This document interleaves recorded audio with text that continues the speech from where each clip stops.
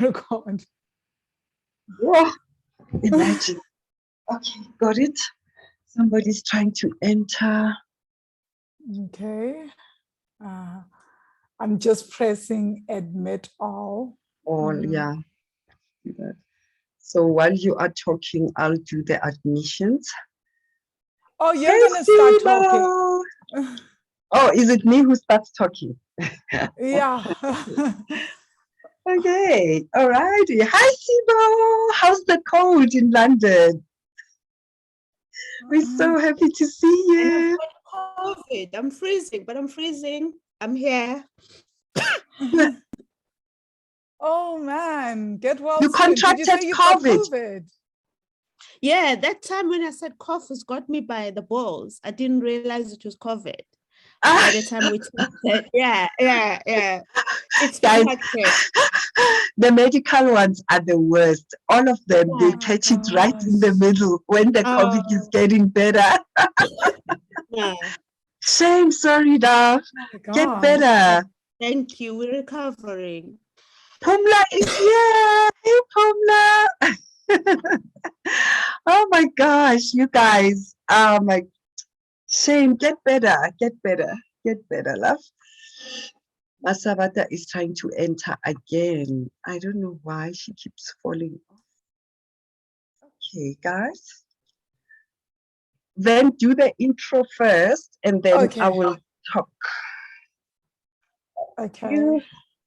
I I actually don't know, like this guided meditation. I don't write down anything. So it's going to be interesting. Very interesting. We'll see. We'll see. Okay. So, guys, welcome. This is actually going to be our New Year's episode for the Property Magicians podcast. So, if you are listening in, Happy New Year. Happy New Year, Property Magicians. Happy New Year, everyone on the call. So if you're listening in and you're listening to the recording and you don't know that this is what this is about, we're having a live class where we are setting intentions around property investing and also discovering our investor archetype. So just like we have a spirit of money, we also have an investor archetype, right? In the Money Magic course, I talk about the spirit of money. We learn about the spirit of debt. And today we're going to find out the kind of investors that we are working with our higher selves and working in alignment with ourselves. So if you've just joined us and you don't know who we are, my name is Vangile Makwakwa. I'm the host of the Property Magicians podcast. I'm the founder of Wealthy Money, and I help women of color heal ancestral money trauma so that they can fall in love with their bank accounts, increase income, and live their best lives. And with me is my incredible co-host. Hey there. Hi, I'm Dr. Miranda. I am Prop Doc Mom. I am known to be the property mentor for beginners, and I am the co-host of Property Magicians podcast.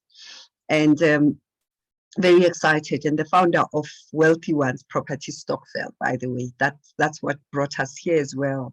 So welcome to you all. This is a very different way of doing all things at the same time, talking about the property Stockfell and doing our Property Magicians podcast. And I'm hoping you're going to enjoy this episode that is going to. It's an organic episode, by the way. You're going to love it, though. I know that. So let's go. So I thought, we thought Mizo should start us off with, we're going to start. Okay, let's set the agenda for this. So if you guys know us, we're just like feeling into everything. We decided yesterday that we're going to make it very chilled and relaxed until the meditation. So we'll do the meditation last for obvious reasons. If you're hearing my voice is a little hoarse, I'm not sick. I've just been screaming like crazy in breath work and crying most of the afternoon, but it's all good. Not a bad thing. I'm processing some stuff. So Mizo is going to start us off with her story around investing. And I think she has to start us off because her story is so powerful about finding her own investor journey and going through that. Because I think so many of us are at the point where we think there's one way to do property, there's one way to do investing. And the dangers, she's also going to tell us about the dangers of listening to everyone else versus your own intuition. Right? And Misa, if you can tell us also how you got to doing some of the work of finding your own thing of what works for you, right? So I'm going to keep quiet and let Misa go. We are actually the same with Vangile. We have the benefit of having interviewed over 100 guests on the podcast. So we've had all sorts of other stories and where people began with their property investing journeys and how they started. My benefit, I think, in the past 7-8 years is that I've had my mistakes in there and I have used my mistakes to start the Prop Doc Mom journey, right? The Prop Doc Mom mentorship is born out of what I thought was, I thought, well, you just have to have money. You have to have a good credit score and then the properties, and then you invest, right? So let me tell you how my story begins. So I started also, I'm an academic and a nerd, and that's how my property journey started. So I had been looking for many years. I had been looking for something that would supplement my income and that would supplement my salary, right? And I was fortunate, really. I was fortunate. So I met different people, and the one woman that really impacted my journey was Ann Wilson, the wealth chef. And she would say, you have different pots of wealth. You have to have a pot for emergency, another pot for investing in shares, another pot. So that's how really I started listening a little bit carefully. Firstly, she's a woman. Secondly, she's a professional. She was a civil engineer who became bankrupt after her divorce. And she went back home to the UK. She lives in South Africa. She went back to the UK. And while she was trying to figure out what her story was about investing, she ended up writing the Wealth Chef book. And I think I relate to it because I'm a woman and a mom, and I'm a woman who cooks. So inside of the kitchen, it really made sense because the concept really took hold. So when I became interested in property, because she had mentioned it as an asset class that you can invest in, I went and found another mentor now. She was a mentor, and I want to find a property mentor, which helped. I keep telling Van about that really helps. It's the type of person that I am. I have to understand things maybe intellectually. I have to read it and then understand the numbers and understand. And not everyone is like that. And I'm so glad that on our podcast, episode 25 has got much of steam. She's an ex-domestic worker and she's a property mogul. Yeah.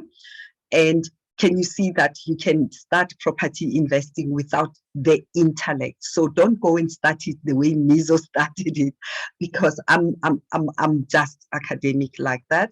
So we have got a domestic worker that started a property portfolio without reading a book. What did she need?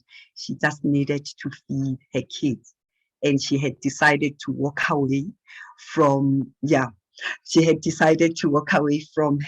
job as a domestic worker, and she got given a gift of a building. So our property journey started different places, and property specifically really is important in that way, that don't think my journey is going to be your journey. The second biggest chunk that I really wanted to share with you is that having been with a mentor, even with a mentor, my first investment property was a failure because I bought a property that wasn't cash flowing in the presence of my mentor, right? With his guidance and with his encouragement, I I bought an apartment in Montana, in Pretoria, and the apartment was great, beautiful. It had a tenant already, great. I didn't pay transfer costs because he said, you see, you're buying from a developer. Little did I know that I'm buying an expensive apartment that was never going to cash flow. The rental didn't keep up with the inflations. I kept it for 3.5 years, sold it right in the middle of the lockdown in 2020, which happens to be a year before last. Can you believe it? Wow. So, yes, Ipume, it's a good book. Wealth Chef is such a beautiful book. It's soft also. It's very feminine, I think. Most men probably would never buy that book and they would not relate to it. And Wealth Chef used to come to the Joburg Stock Exchange. So on Saturdays, we used to go there and listen to different stocks presented. And that's how I met the livestock wealth as well. I bought some cows. Guys, I've been looking for something to supplement my income. So really, I've done all sorts of in, out. I was telling them that when somebody says something works, and and also I think what brought it on was that I was 40, I suddenly have a child, I have a certain lifestyle that I've already gotten used to, and I drive a certain car, I live in a certain suburb. So when you have got a child, nappies to buy, and suddenly the school, and the kind of education that we want to give our kids, it was incredibly important for me to put a plan in place to build my income, my supplementary income, to build the pension along with living the lifestyle that I was living. And I still wanted to continue traveling with Neo. My next chunk that I want to share with you is, and then I met, firstly, he was my business partner and became intimate partners later, who owned properties. And I want to say it very, very distinctly that he owned properties. The fact that he owned multiple properties did not make him a successful investor. Please mark me, and I promise you, firstly, he bought in an area that wasn't appreciating. It was oversubscribed. The rents were not keeping up with the inflation. Secondly, he had multiple, guys, over 7 properties. All of them, he was still paying into them. He would pay the bond, pay the agent for property management, and still pay the city of Johannesburg, city of Johannesburg or city of Pretoria for whatever reason. He wasn't making money on anyone, including his primary property. That's how I know what it means to be a successful property investor and not successful property investor. And when I met him, I had already started with my property mentorship with my mentor. And he was, very easy about that and telling me, property is the thing to go to. It's absolutely the thing to go to. But he was spending over 27,000 every month paying in and still supplementing whatever income was coming from those properties. So guys, these things that I'm telling you because my Prop Doc Mom mentorship is critically about you and about exactly that even when, and especially us who have got an income that is a little higher, and we don't seem to count our rents and cents in the way that you're supposed to count in property management. And property is so practical. If you ask your mom, Sibo, like you call home and ask them, oh, gee, why did they build the rooms outside? They built the rooms. Your grandmother actually knew property, what am I wanting to say? They knew how to count their money and they knew how to do a deal analysis. If I built 2 rooms, right, and I have got 2 tenants who are paying me 500, that means I've got an extra 10,000 rands. So I've got money to give Usibo 200 rand. We have got money for food. We've got 200 to save, 200. But suddenly, when we buy these properties in the suburbs, in the burbs, we don't know how to do deal analysis. That is my biggest surprise. And what I have found, I concentrate on the professionals and people with high earnings, because we do that. We buy properties that don't make sense, and we are attracted by the area. This is a good area. Yeah, this is going to be a very good area. They're going to build a mall here. Let's just talk about Midrand, for instance. Midrand became oversubscribed. When you buy a property of 700,000 today in Midrand, the highest rental you're going to get there is 7,000 rents. So the 7,000 rents is only going to pay your bond. It's not going to pay the city for the rates and taxes. It's not going to be enough to pay your property manager.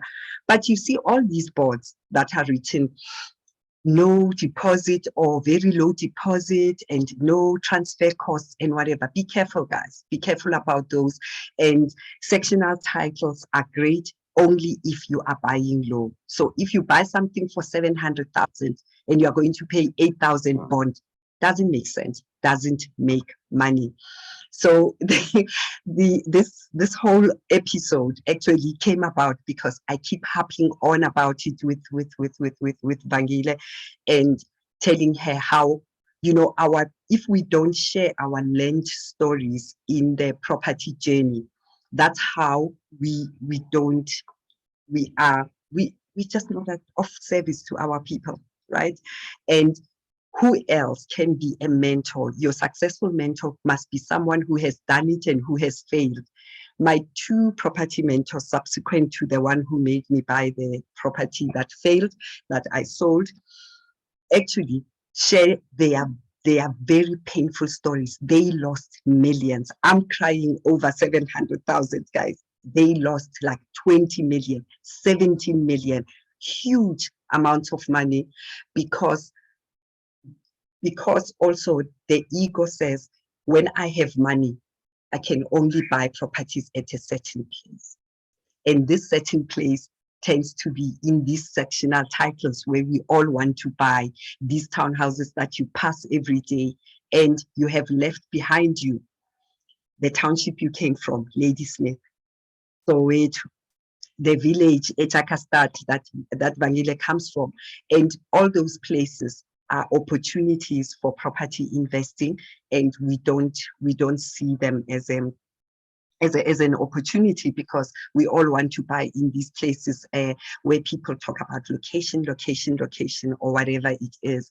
So my real story about real estate investment is you may fail. Yes, you may fail, one. Number two, if you don't learn deal analysis yourself and do it yourself, you are probably going to end up with the same property that I bought.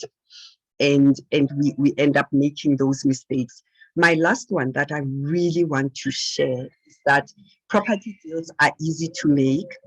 Property deals have always existed. You can do a property deal with your aunt sitting at dinner on Christmas Day. Let me buy your house, auntie, and you can do that deal. But our biggest thing as a Black nation, we don't write things down. We refuse to do contracts. My biggest failure. So I enter into a business deal. We buy 2 multi-lets with a partner, and we buy and register a company and buy these properties. But what do I do? We are doing the contract along with the deal as the deal is happening. But in the meantime, the relationship sours, and untangling out of that deal means that I end up losing 2 properties. I didn't just lose the properties, he also lost the properties because the deal at the bank and the financiers was signed with both our names and under a certain company. And sometimes these relationships, when they sour and they forget to be business relationships. And these people, some people do not understand the formality of a business to say, let's talk about the business. Let's really talk about the business. Here is a business. What happens if siyaqabana? When we don't want to be together, what are we going to do? How do we dissolve this? And whatever. While we are in the process of discussing with a conveyancer to draw up a contract between the two of us to say, when you dissolve, this is how you're going to dissolve. You are either going to sell this and both of you take out money out of it, or when you dissolve this, you can offer your partner to say, I put in 20% into this, can I buy you out, or whatever. It's soured and both of those properties are lost. We both don't have them, right? So it's incredibly important that for me to share this with you, just so that you know that those mistakes will happen even when you are a savvy property investor. Those mistakes will happen even in the presence of a mentor, especially when a mentor runs ahead of you, does the property analysis for you, and you don't take the property analysis and take a breath and sit with yourself and say, does it make sense for me, right? So just like anything, just like shares on the stock exchange, you need to be knowing what you are doing, but how you know what you are doing is follow the right things, follow our property podcast, because there are people who talk very, very in detail on how they did deal analysis. The second thing is, please don't go into property. Choose a strategy, 1 or 2. The third thing is contracts. I'm going to leave it here and stop here so that we can get on to the next section.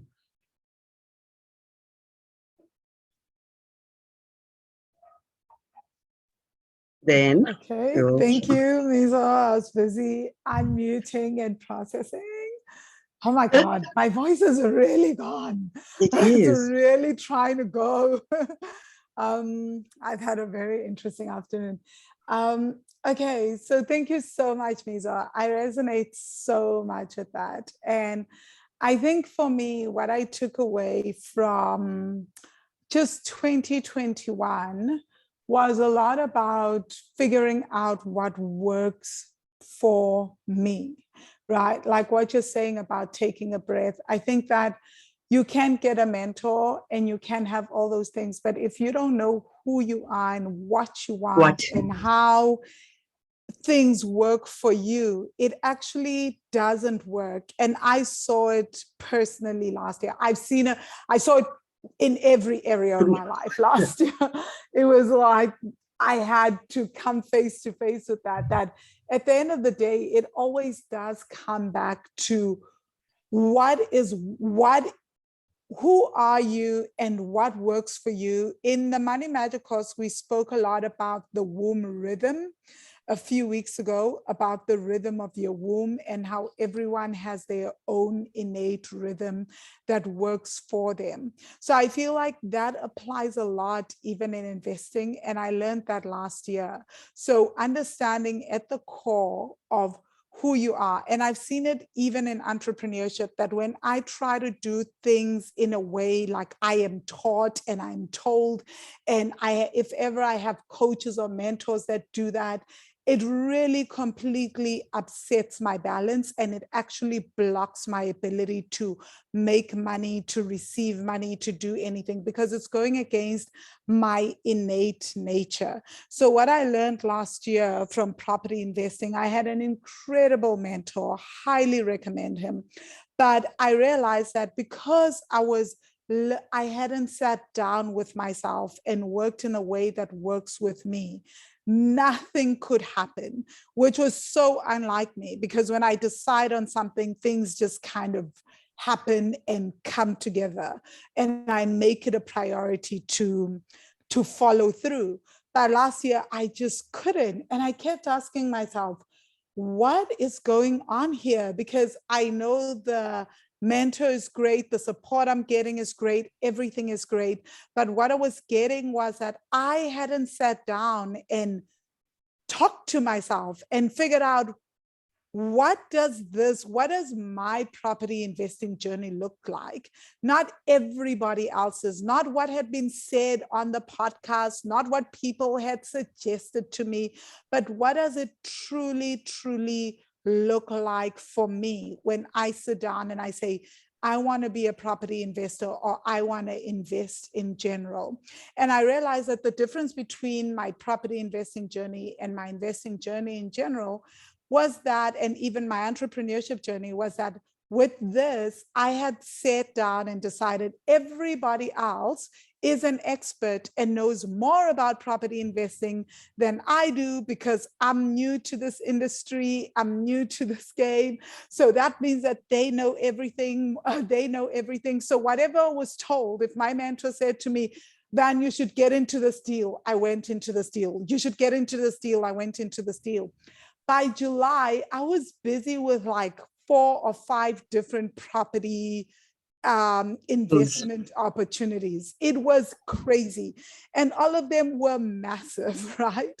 And it just felt, I was like, oh my gosh, this is exciting. At first it was exciting. And then at some point, I remember calling Mizo in July and saying, I hate everything about this. There's no amount of money that is motivating me. Everything just feels hellish. It feels off. And I could see all the numbers. When you ran the numbers, even Mizo ran some of the numbers for us, it made so much sense. There were millions to be made within a short space of time, but it just wasn't coming together. You know, things were not happening. My collaborations weren't coming together. I wasn't excited. In fact, I woke up every day feeling like this is a burden that I'm carrying more than excitement and opportunities. And that's when I started to pull the plug on everything. I actually was just like, in the middle of everything, I went back to everyone. I was like, I can't do this. I can't do this. I pulled out of everything I was involved with. And in contrast, a few weeks later, I sat down and I figured out, what do I want? And I called Mizo and I said, let's start a property stock file. And this is why this matters to me. This is why this is the path, right? And within 3 months, less than 3 months, we decided in June. So as all this is happening, at the end of June, we sit down with Slee. By August, before the end of August, we'd launched the stock file. And since then, we barely do much for the stock file, but it's raising money. That's because it's in alignment with everything that my spirit wants. It sets me on fire. It feels right. It feels easy. That's how within the first 2 months, we raised like 300,000 Rand, over 300,000 Rand. And now we're already at 234,000 for the next deal. And we're continuing to raise it. And I said, and we're continuing to raise money. And I said to me, so I feel like the stock file is going to do extremely well, and it's going to be really easy. Why? Because it's in alignment with everything that I am, with my values, with what I believe, and it's something that came from my spirit. It's not something that came from out there. And when I said it, Mizo felt it. The other deals, I tried to rope her in on some of them. She was like, and that should have been a sign, because the people that I trusted and the people that I want to do business with were just like, it makes sense numbers wise, but we're just not feeling it energetically. But when I talked about the stock file to all of them, it was like, yes. Why was it a yes? Because everything in my spirit was it a yes. And I think this for me brought home again of the deep understanding of who are you at your core and how you do business. It's the same in investing. So just because something works for everyone else doesn't mean it will work for you, right? And I know myself. I was like, I'm not the kind of person where it's like you go from pillar to post for months and months and something completely drains you energetically, and then you see no results, and then one day you're like, ooh, it all came together. I was like, that actually frustrated me. I was actually losing hope. I was starting to hate everything about property investing. I was like, this is a lot. I'm overwhelmed. And so I just cleared my plate, and this has been my focus. And even as I sit now, like I know what my next thing in property investing is going to be. I'm so very clear that I want to go into shipping containers. I've always been, but somehow I got clouded with this is the way that money is going. This is the way that you make money. This is the perfect deal. This is everything. And it actually started sucking my energy and affecting my finances in an adverse manner. So today, this is also why we're having this intention class, and we're going to do the investor archetype, because it's all about understanding yourself at your core.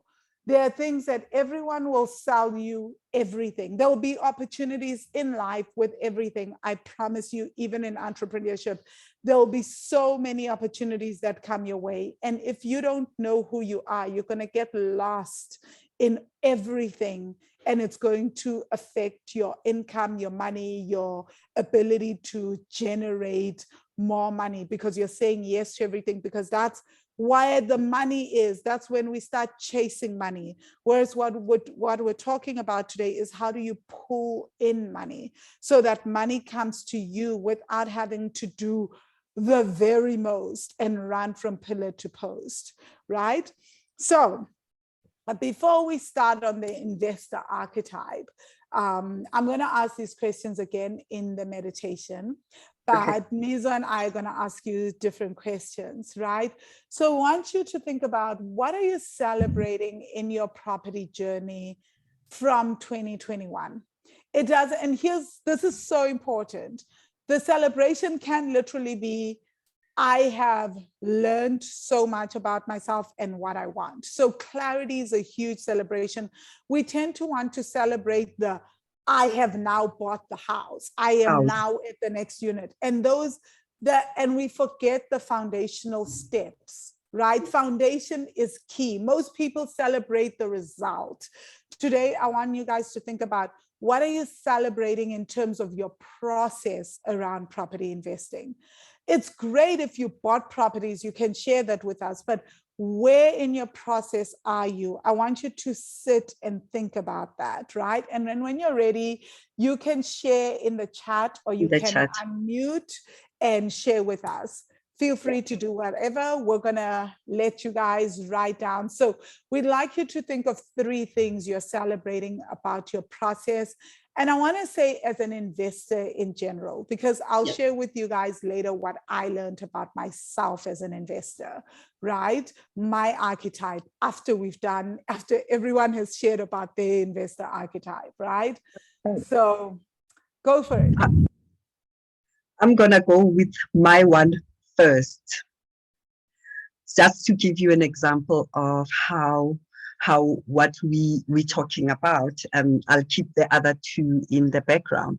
So my one win in property investing is that this property podcast is a platform where I think I'm a natural sharer.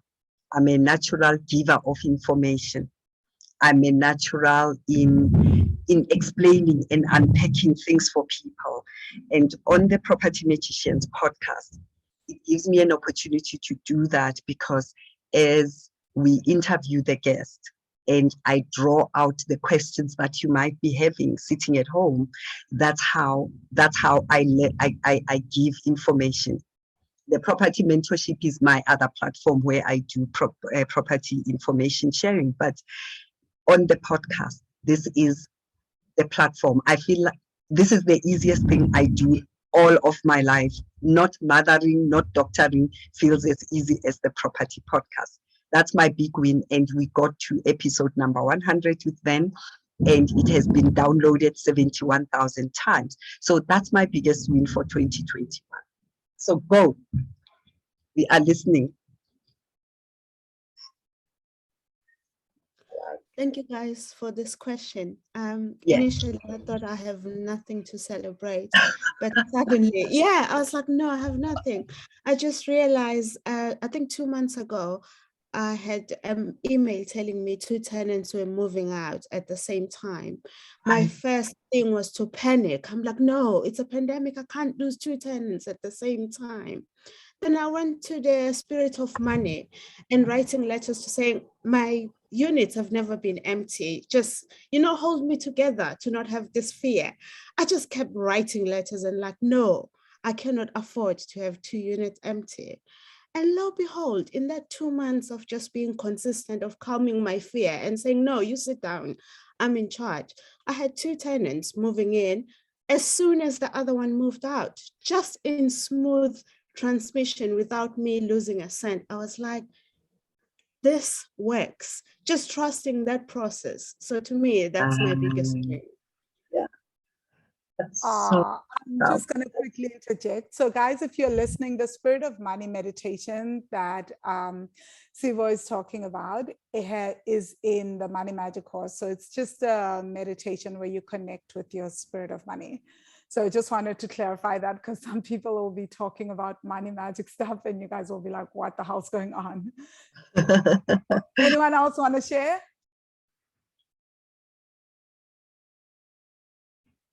Okay, I'm going to read. So Tando says, I've learned so much. Most of my learnings came from the Property Magicians podcast. Yay.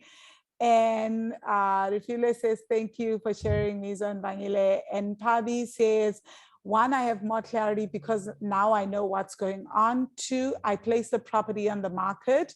3, I want what I want. Oh, I love that. I want what I want. Tando said, I managed to buy a property with thousands. Oh, that's awesome. Debucho, you said, I joined 2 property stock files. That's amazing. Well done, Debucho. And then Tanda says, 3, I am looking for a property mentor now. Yay. Fatima, you say, joining the wealthy ones stock file. 2, I became a property agent. Well done. Okay. And then Fatima, you say, my heart is singing. I feel joyous. Awesome. So guys, feel free to share anything. Like for me, my one celebration is just finding clarity on the kind of investor I am. And I think the second one is not just finding clarity, but how do I put this, the right words? It's more like sinking into the person and the woman that I know I am, but like also the archetype of investor that I know I am, understanding that and accepting it and honoring it and knowing that it will not make sense and look like anything that is usually preached, but as long as I understand it and accepting that. So Refilo, you say, I celebrate not buying a flat. During our first coaching with a session with Mizo, I didn't understand. I didn't know what I didn't know what a multi-let was. Now all I want is multi-lets. I built 3 extra bachelors last year. Wow, congratulations, Refilo. That's incredible. Okay. And then Mizo, I'm going to have you read the others I've been reading. Okay, sorry about that. Oh, Letia. Letia says, by acknowledging my fear and trusting the process, and especially breathwork meditation, absolutely. Trusting money and believing that I actually deserve better. I even asked for a divorce, finally. Fear has been holding me by the balls. I'm still scared, but working through my fear. Who would have thought talking about money and property would lead you to a relationship decision? That is a huge step, Letia. We hold you in our hearts.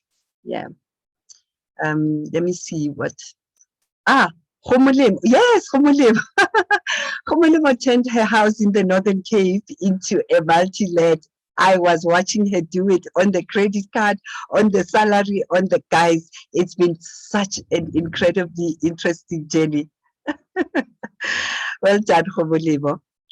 Yeah. Okay. Those are the ones I see. Let me see if there's new ones. Rifilwe Mpanza says, I've started a dream about buying property again. I managed property for 10 years. It was difficult. Yeah, Rifilwe. And it's because we know the little that we know, and the more you know, the better it gets. Mpume says, spending time with Miranda and learning a lot from her, joining the property stokvel and being okay, realizing that I'm more of a fractional owner investor. Absolutely. You know, nothing wrong with being there. At length, passive investor, totally. That's such a big win, actually.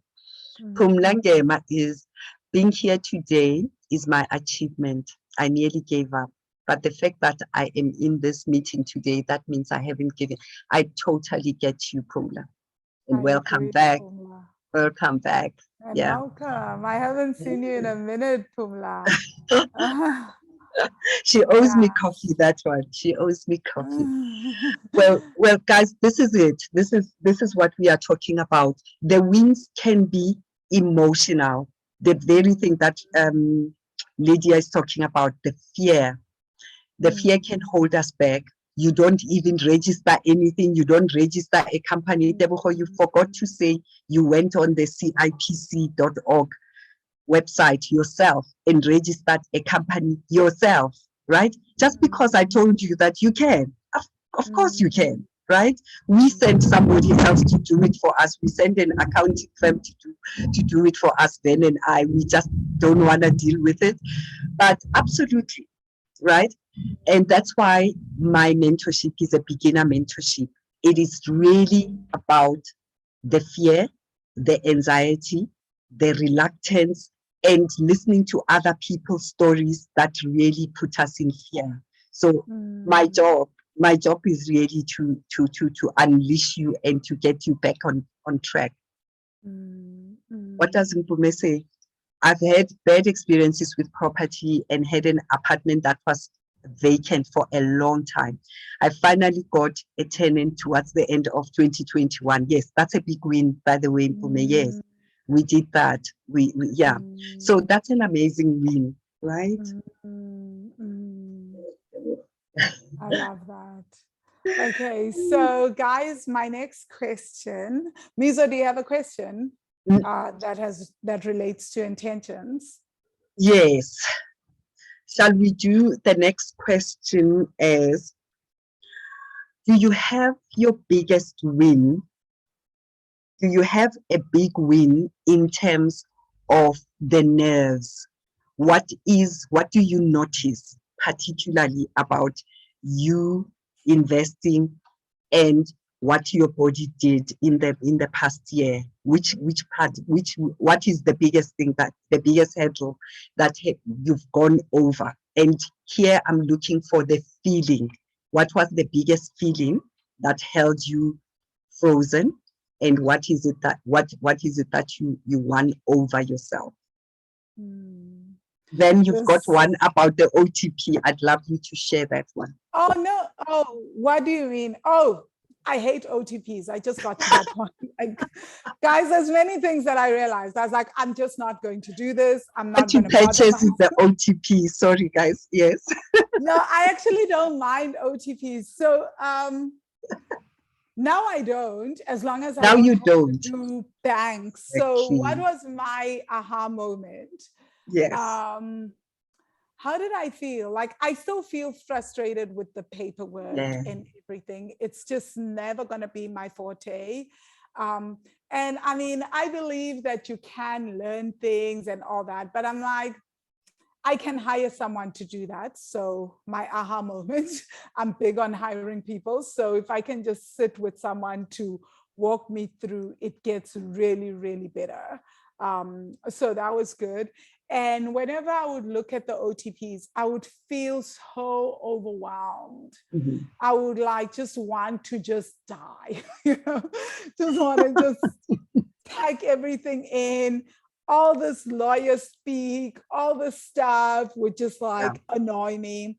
And then my body started to feel better when I called in support. So if you, I'm a big believer in support. I don't believe that I have to do things that are difficult for me. Like, I know how my mind works. So I was like, this is really, really a lot for me to process. Like, it's a lot of legalese speak, all that.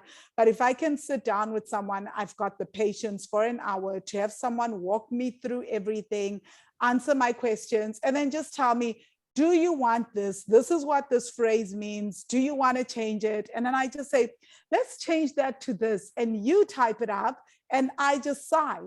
My body just started to just relax. And apparently you can hire people to do that and pay them. So this is excellent. And you can also, my mentor would do that with me. You can also have a mentor, and he did a lot of that. His name is Tony Ninkovich, and he did a lot of that. And when he wasn't available, I would ask Mizo. That changed everything for me. And I noticed that my body relaxed when I did that. So that's also another approach. So I guess like that is a big win, Mizo, when you talk about that, because I think, again, it comes back to the self-acceptance, understanding who you are, what makes things easy for you. So for me, I mean, anyone that knows me, challenge, hardship, I can do it for a set amount of time. After that time limit, I check out. So hiring like someone just relax my body, and having a mentor that can do that is powerful. So thank you for that, Mizo. It is.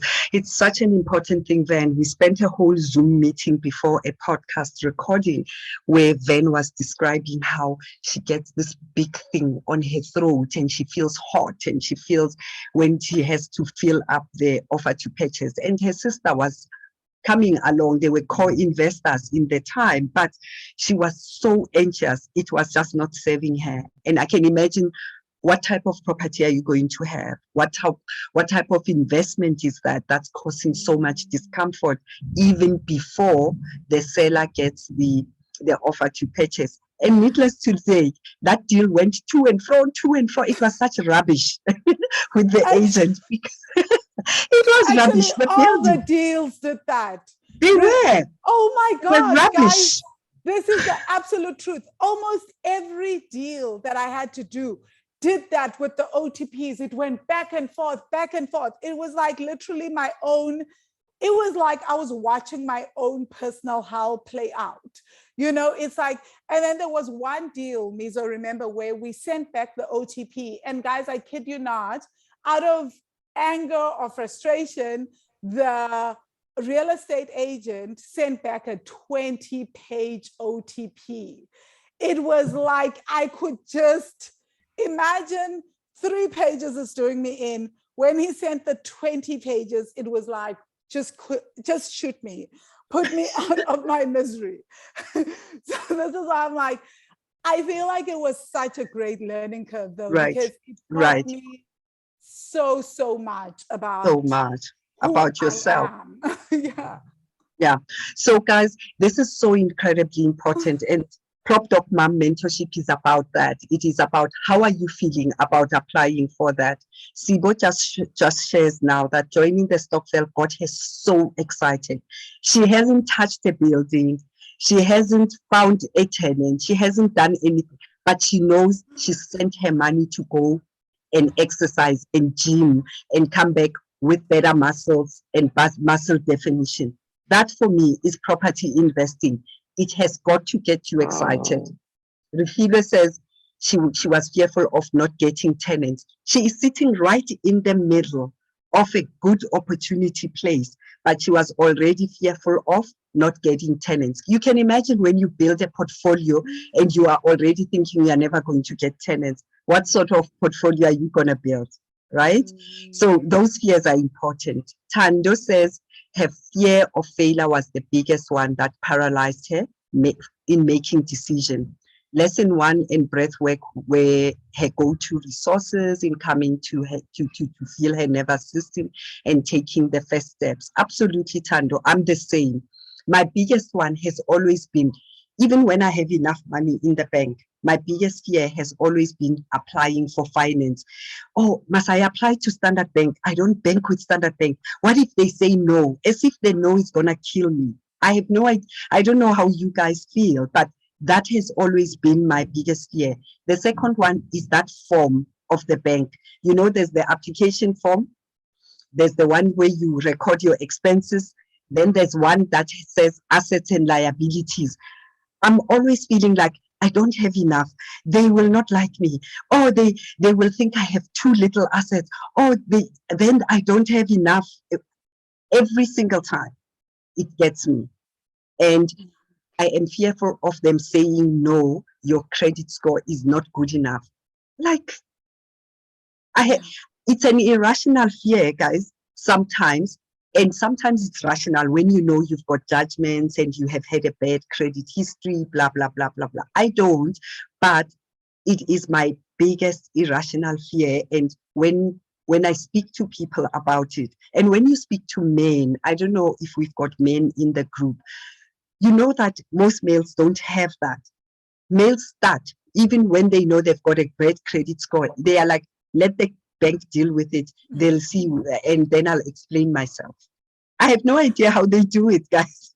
They learn that, I think, from dating. You know, like how men are always getting on women, like I see. That person is so out of your league. I think that they taught to get used to the rejection. And so I think these things are all interlinked, right?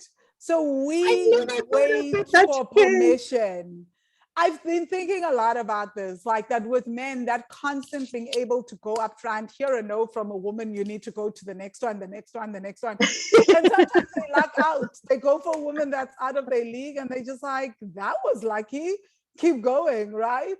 But we are not taught that as women, to be honest. We're taught to wait for permission. So it shows up in our finances as well. We're constantly waiting for permission. And that's why even when you get the rejection with the home loan, it's like, oh my God, I've got the rejection with the home loan. And then what now? Because someone has denied you permission, you know? So we have to get used to giving ourselves permission. As long as we say yes to ourselves, we'll find a solution. Bume has my same fear.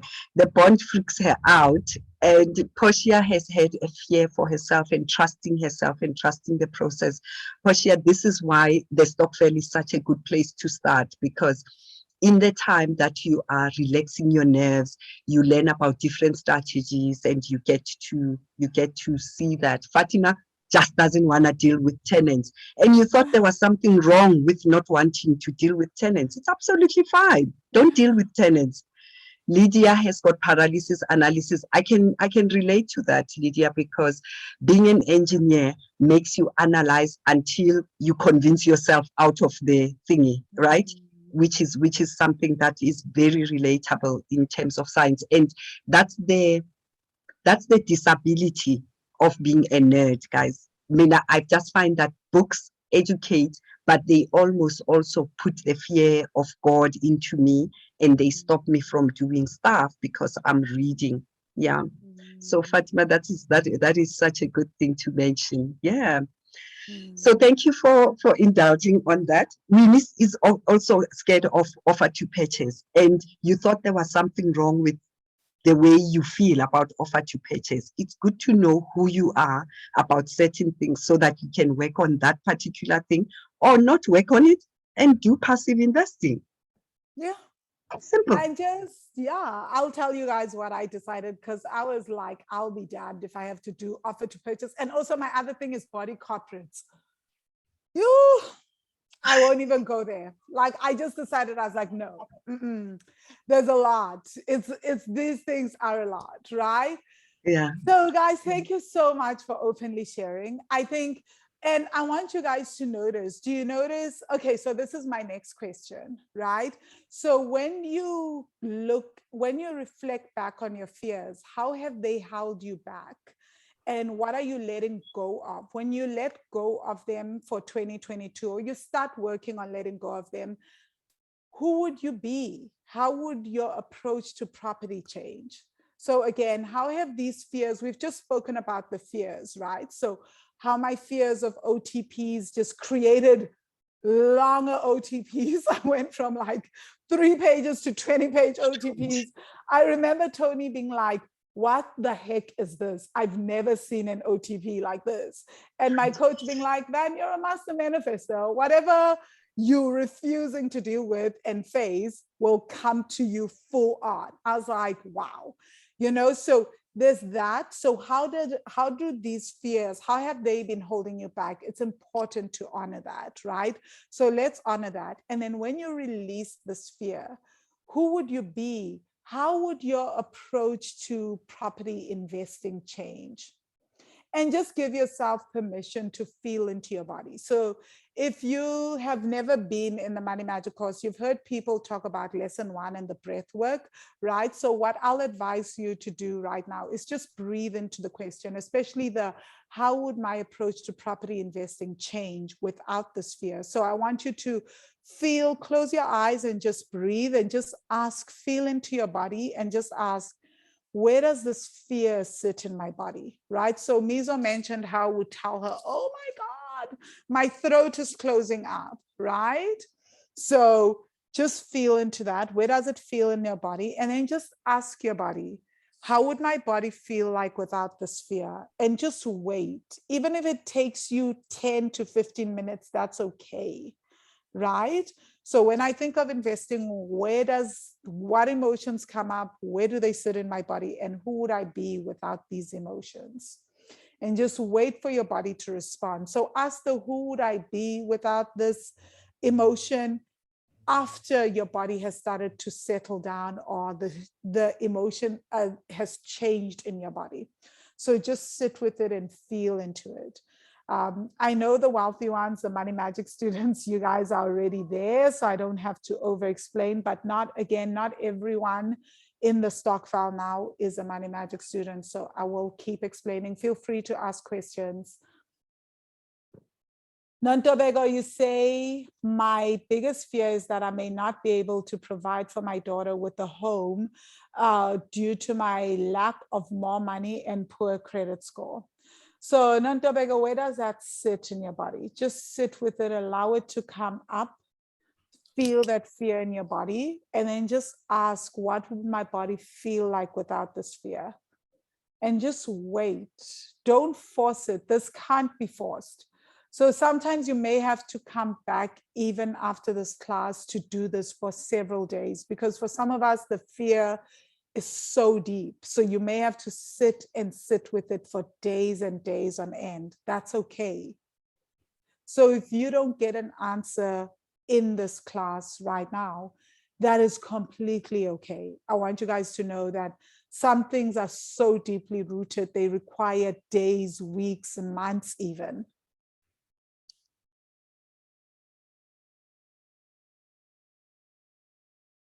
And some people, you'll get your answers instantaneously, right? And that's okay too.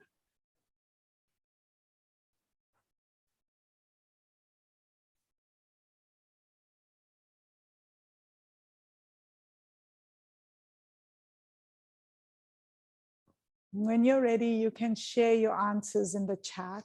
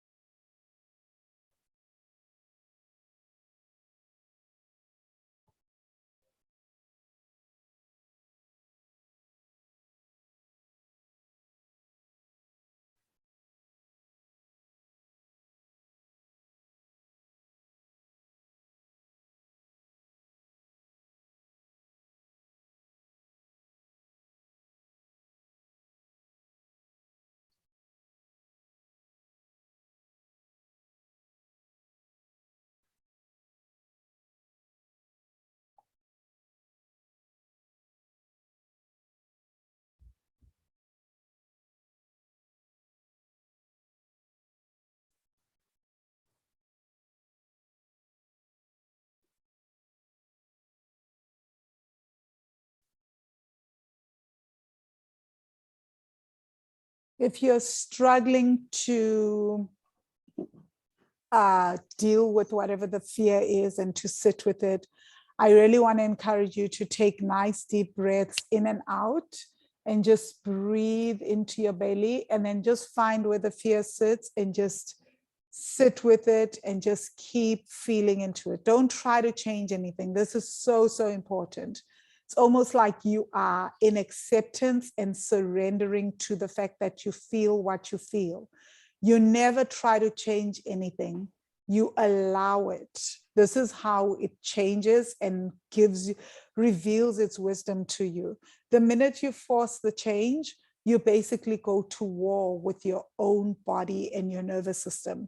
And trust me, you're not going to win that war, because you're working from a mental point of view and your nervous system is working from a deep space of survival and safety, right? And so that's always going to win out over any kind of mind stuff that you are working with. So just allow it to be, just rather breathe and surrender and allow.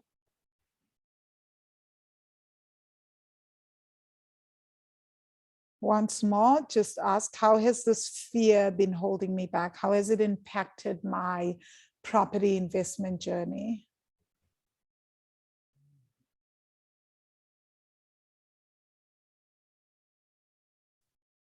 Portia, you say, my own fear of trusting. Oh, guys, by the way, Portia M is my cousin. Is it? Yeah, she's my cousin. So Portia says, my own fear of trusting myself with investment, and the process became an obstacle to myself and my growth. Just like Van, my fear sits in my throat. I had even been to ear, nose, throat specialists. I feel you. So families will tend to also have the same kind of thing. So I had like this thing for a whole year with my ear and my throat. Oh, Sis Pumla did the most for me, especially with the ear. Oh, yeah. Last year. Nontobago, is that an old hand or is it a new hand? You want to share something? Because then you would have to unmute yourself. Nontobago Zwani. Her hand is up. I'm not sure. Okay, I'm gonna say old hand. So I'm lowering your hand. Okay. So Portia, my next question to you is, can you sit with what comes up, or who would you be if you trusted yourself with investments and you release the fear? So if your body didn't have the fear, how would your body feel like? And then who would you be and how would you approach your property investing journey? And then Lydia says, nah, I hanged around relationships that did not serve me. I refused myself ease simply because I fear being chased away by my tribe. This fear sits in my diaphragm, moves up to my throat. Misa, all of us. Anything? All of us. Oh my God, Lydia, hanging around relationships. And sometimes relationships are not just intimate relationships, even business relationships. I have ended 2 relationships where I had to set boundaries because they did not serve me. I was almost fearful of my own help. I remember earlier in the year, I shared it in the group because she's become so cheeky. She was the co-landlord in my house, right? So, and it just, all it required was to set a boundary. I go, this is my house. You know, when I'm told not to open certain pots in my house, right? You know, so that was one of the relationship, and another recent business relationship that I had to set a boundary. And when I don't set boundaries, to my own detriment. I pay for a service where I don't get the service. Like, what language am I speaking to money? I'm giving it to someone who's not actually paying me.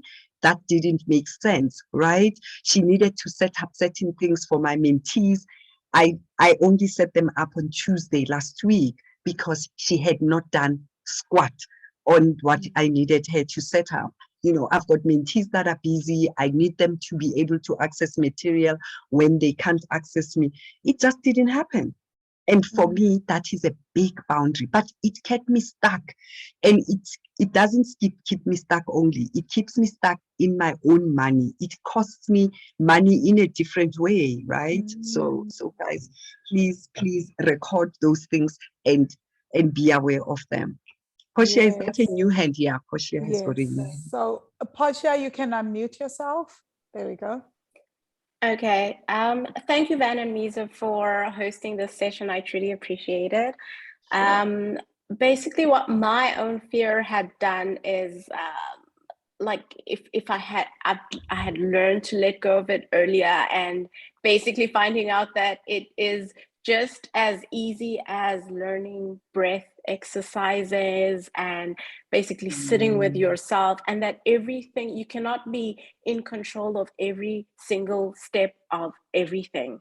You can't just oversee the whole process before it even starts. And just wanting to know that okay, this is going to be like in the future, like in a movie that they move that 3 months later it's going to be like this, or 10. It allowed me to, it made me start late. When it comes to property investment. I had a lot of opportunities, and I just would hold myself back because I'm like, no, and then it also, it affects my bank balance. Of course. and going to the doctors too. I mean, I even went to a point where I wouldn't wear a turtleneck because if something touched my throat, it would just make it crazy. Like even it would make it even more uncomfortable. And I was like, it's the turtlenecks, it's this food, it's that, and the issue was just me. So I was really happy also in 2021 that you guys started the wealthy ones property stock fell. It's been really great, and also being with other women, and please really keep that up. I truly appreciate it. Thank you. Portia, that's such a good that's such a good share. Let me tell you why I gave up GP practice with Portia, because most people that would come to my practice were women and children, and women always had a chest pain. It was always on the left, and it would go to the back and then out the big thumb, and I hated it, right? And imagine at the time, I'm 23 and 24 and I'm a GP, and you don't understand your own nervous system. You haven't done this work. So I was probably counterproductive. I almost want to apologize to all my patients. Imagine Portia coming and she's got a sore throat. She would end with a GP. You probably ended up with antibiotics, right? They were treating laryngitis, then you get a gargle, then you get this, then you get that, and then no, let's do a scope, or let's see a bronchoscope maybe, because of your fear, and it had nothing to do with the body physically, right? That's so powerful, Mizo. So Tanda is saying, my fear of failure is tied to not good enough and visibility. It sits in my chest and throat. I have been running away from building a network. Who would I be? I would be attending conferences and getting a mentor. I would definitely be more out there and collaborating. I love it. Lydia says, yes to boundary setting. It's working. Hey, thank you. Siva says, setting boundaries to those who felt entitled to my resources has been enlightening to see them throw tantrums. They will. They will. So they will powerful. I would love to hear more about how your process of investing would change without the fear, the guilt, the shame, the anxiety. We're really good at analyzing the actual thing, but a huge shift happens when we allow the mind to see what life is like on the other side of fear. So when we ask very specific questions like, who would I be and how would my approach to property investing change? Again, your approach will be so wildly different, right? So if you didn't have this fear, let's at least have like a few people, maybe 2 or 3 people tell us who they would be and how their approach to property investing would change if they didn't have the fear, the shame, the guilt, the invisibility stuff. How do you imagine? You don't have to know exactly. You can't get this wrong. You can't get it right. because none of us know who you would be, right? Because we haven't seen you without this. You also don't know who you would be. So imagine who you would be. If you could take a wild guess without the fear, how would your process of property investing change? Refilwe says, my fear is tied to giving and giving and giving. My family just taking. I'm actually so teary visualizing how the 50,000 rental money in 2022 would give me freedom towards my plan of retiring at 55. Without the fear of having no tenants, I would be at my third property. God, I hear you. I hear you. Absolutely. And then, Refilwe, who would you be without the fear of your family taking? Or who would you be without the fear of saying no? Good one. Yes. An emphatic full sentence, no. Not saying akina yona. Just no. Just no. Yeah. Lydia, your hand is up. Unmute yourself, Lydia. Hello, wealthy ones. Hello, property Stockfell. Can you hear me? Oh, yes, we can hear you. Cool. Yes, I'm answering as to, I don't know why my video, it's not working. But anyway, I realized that I actually attended a few auctions, and it was full of males and very intimidating, but I realized that I actually liked it, and I don't have to. I also realized that having worked in the space of masculine energies, I have actually tend to increase my masculinity, which doesn't work for to my advantage. So I could use my feminine energy in such spaces, and then I could attend more, and and use that. I also realized that I also am keen into being a JV partner. So without my fear, this is something that I really would like to exploit. Yeah, that's what I'd like to share. And yeah, thank you, ladies. Thank you, Lydia. Incredible.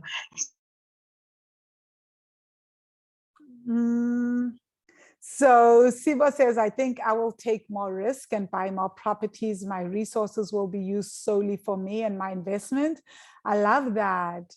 Padi says, now that I know I hate the admin related to the property and have accepted I hate dealing with tenants, I'll focus on doing property investments passively. Love it. Love it, Padi. Rupila says, prospering more, I would be more happy without anxiety of the future. Love it. So I want to share my share on, this is the last one that I share, that my other fear, guys, that happens, you know, it's a good thing you asked it. I've never heard you ask it this way, Vangile. I see that my fear has always been tied to the partners that are close to me, whether they are business or intimate partners, because they tend to have more, and males tend to be very, very open and clear about their financial goals. I find that it intimidates me, or I coil into my little shell and feel the shame of not having as much as they do, or not being able to do as much as they do. They are bolder, they are more courageous, or I've always compared it that way and called them bolder, and yet I make my own bold moves. I don't even have to compare myself to theirs, you know. And I find that it overpowers me to a point where I think I don't have potency in myself of building these big, huge things that they build. I have you know, I hope you all understand what I'm saying, but I just I find that resonate so much, Mizo. I resonate because I used to think I was unambitious because of the men that I was with, and they would make me feel, exactly. because their ambition shows up differently. And it's so interesting because one of my exes said, contacted me in 2021 and said, Yeah. I now finally understand what you've been trying to build because I see it, and how you do it was just different to mine. So, to my way. So it Yes. makes sense. But it felt like, for me to be respected and to have a voice, I need to show up in the same way, give the same kind of energy, push, push, push. And that You is got so me. against my nature, you know. So I resonate. And then you think, I lack ambition and Yeah. I'm wrong. It's never going to succeed because their way is working and it's succeeding, but that's their way of doing it. Yeah. Yeah. I like that. Oh, wow. Nontobego says, my fear sits on my back. Yeah, it would. Who would I be without the fear? I would be a happy woman full of life, becoming Mizo's mentee, investing in commercial properties. Look at that. You also know about commercial property. I just want to network and learn from people that know what they are doing. I love the inner work that you ladies add and have on the approach of life and business. We decided it was deliberate. I would love working less, making self-pampering time and reading time, plus spending more time with my child. Hopefully have a second child early next year. Absolutely amazing. Yeah. And Mpume says, Babalo, I'm with you. No admin, not having to deal with tenants. And guys, isn't that so revealing and so liberating just to know the type of person you are, so that you don't want to. There are people who are very excited, guys, who are buying cement, and they get in there, man. They've got even the boots for them and the hard hat. And if you are not that person, don't do it, right? Pumlangema says, without my fear, I would finally learn to multiply my salary, which has always been my dream to do, and to pay my expenses via passive income. Absolutely, Pumla, you can. And I know you can. Lydia says, who would I be without this fear? More passive investing, dealing with intimidation that comes with being in spaces that are deemed male. Yes, that I can resonate with, Lydia. Linda, auctions intimidate me. I feel like, and I unfortunately or fortunately tend to attract men in my life who have more than I do. So their testosterone overwhelms me, the smell overwhelms me, and their success overwhelms me, and it belittles me without them saying anything. Shame, poor souls. It's not their fault. Acknowledging my femininity and energies, you and I both. I really like that. Thanks for asking it that way, Ben. I've never heard you say that, put it that way. Yeah. Haven't I? I feel like I'm constantly asking a lot of these questions in the Money Magic student group. No, not this way. Well, this one is a different setting, right? Yeah. Mizo, do you have another question for the intention circle, or can I move on to my final? No, please move on to the final. We are. Okay, this is actually going to help. All these questions are going to help with the investment archetype as well. So what is the next question? My final question is, what are you guys, write down 3 things you are calling in with regards to your property process, investing process, and just with the final goal that you would, when you look back at the end of 2022, when we do this to wrap up in December 2022, that you're like, this is what I achieved, so something practical and then something with the process. So 3 things that you are calling in with regards to your property investing journey in 2022.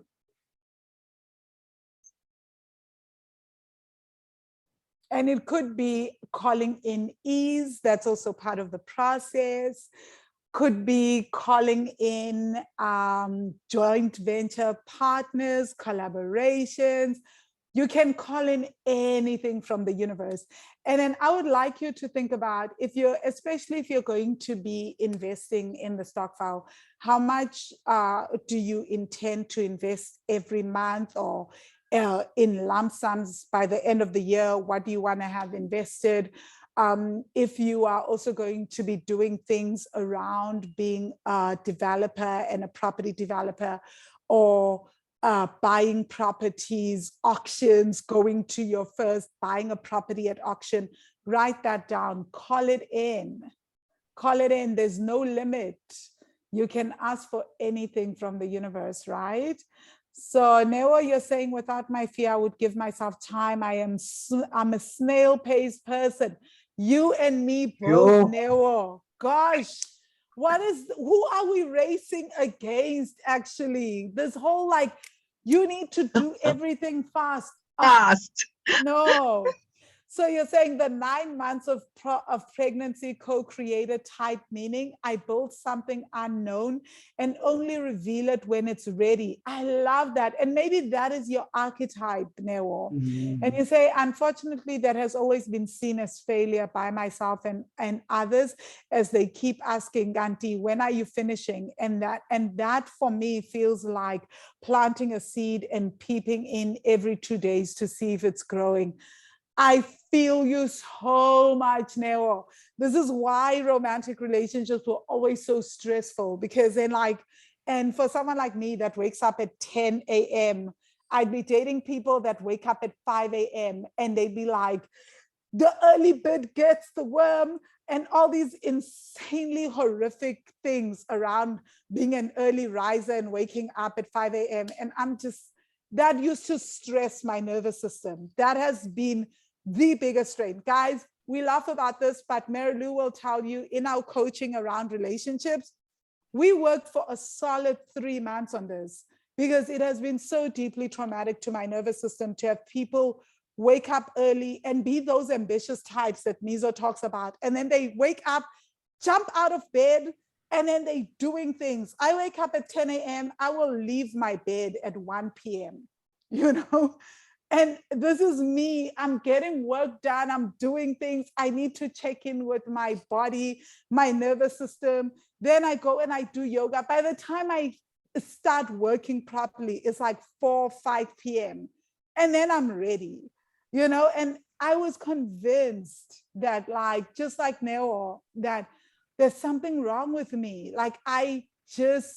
It's never going to work out. And whatever I'm doing isn't working out because I don't get up at 5 a.m. and do the 5 a.m. squat thing.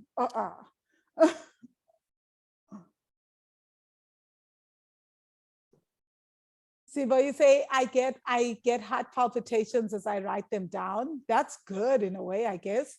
Lesson 1 is great for that. And lesson 23 as well, the breath work. Now you say 1 is, 2 support, and 3 time. A woman after my own heart.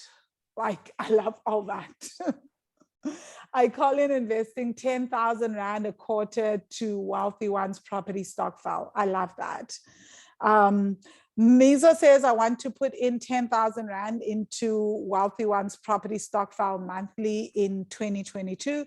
I call in putting in my share of profits from selling my Berea flat, 125, 150,000. So I think it's 125,000. I'm going to keep aside 25,000 for other stuff, but to invest in ETS, but investing 125,000 from the Berea flat into the Wealthy One's property stock file. Keeping my fingers crossed that this happens sooner rather than later.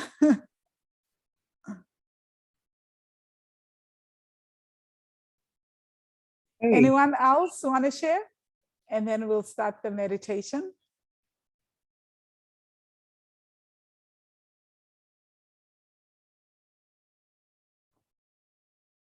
Montobego, you say, I'd like to invest 5,000 Rand monthly in the Wealthy One's stock file. I want to do things with ease and less effort. I think we are all there, hey guys? Ease, we are there with the ease, Shane. Like, no, our grandmothers, I keep thinking, you guys know the quote that Oprah always quotes from Maya Angelou, that your crown has already been paid for. I Yay. keep reflecting on that. It's like there are people that have done the hard work for us so that we don't have to do it with each and every generation. It's been paid for. It's enough now, hey? There have to be easier ways for us to get where we're going.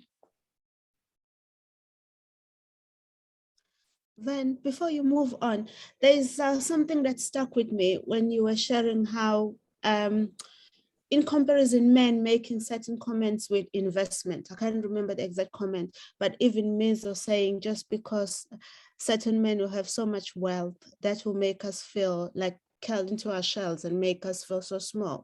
And then something just struck to my mind, because a comment a male had made that stuck with me longer than it should. And then suddenly I'm like, is it us females attaching to these comments, or these comments are meant to make us feel the way they leave us feeling anyway? Because for me, it was a comment where I had a dilemma on how to go about expansion in my next move. And this person had said, oh, when are you buying a house here? Meaning in London. And I was like, oh, my dilemma is, should I sell one to help this one come to fruition? And the person laughing and be like, oh, you have nice life problems. And I was like, oh, I thought we were chatting and sharing wisdom. So it's like, instead of getting wisdom, you left feeling like nice problems to have, you know? Yeah. But I'm just seeing this pattern that when masculine left us feeling like, who are you as a feminine energy to have this kind of dilemma as such? So I'll take you down to that level where I want you to leave you feeling that way. And I think it's unconscious, right? Like, I think obviously the men that, I want to say this, right? Like that the men that I was with, when I look at them, their strategy worked and it works for them. But also, I keep saying this, there was no way, even if I tried that strategy, the days before my period, do you guys think that I would actually want to wake up at 5 a.m.? The day of my period, that I want to keep that consistency and wake up at 5 a.m. and push and push. Even if I had taken on that strategy, it is physically impossible. My body would have prevented me. You know, like I could pop painkillers and shut my womb down and everything, but we already know as women that that's asking for further troubles down the road, right? So there's all these things. So I think they can only approach things in the way that works for them. And the danger, and I see this often in a lot of spaces, right? The danger is always assuming that what works for me works for the next person. And because it works for enough people, it will work for everyone. So even in how we are taught about investing and approaching money as women, it's from a deeply masculine standpoint, right? Why? Because it has worked for men. So the assumption is that it will work for everyone. Because, well, if you're a man and you're surrounded by men and your advice is working for men, obviously it would feel like, why is it not working for women? You guys are too emotional. You guys are not able to think strategically. You're all these things. It's like, no, it doesn't work for us because it's not in alignment with us. So even when you want to do all those things, it's like, at some point, your body is going to work against you because the same strategy doesn't work for us.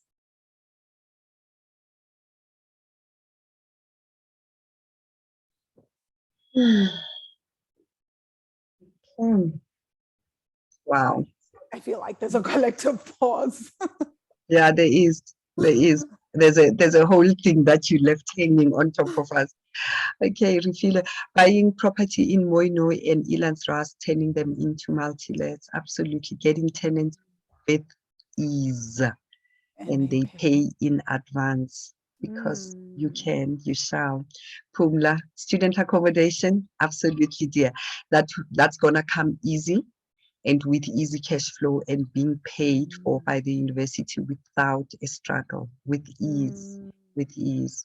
Oshia is looking for 5,000 to invest in WARPs, and she's calling in that flexibility and freedom of choice and investing with ease. Absolutely.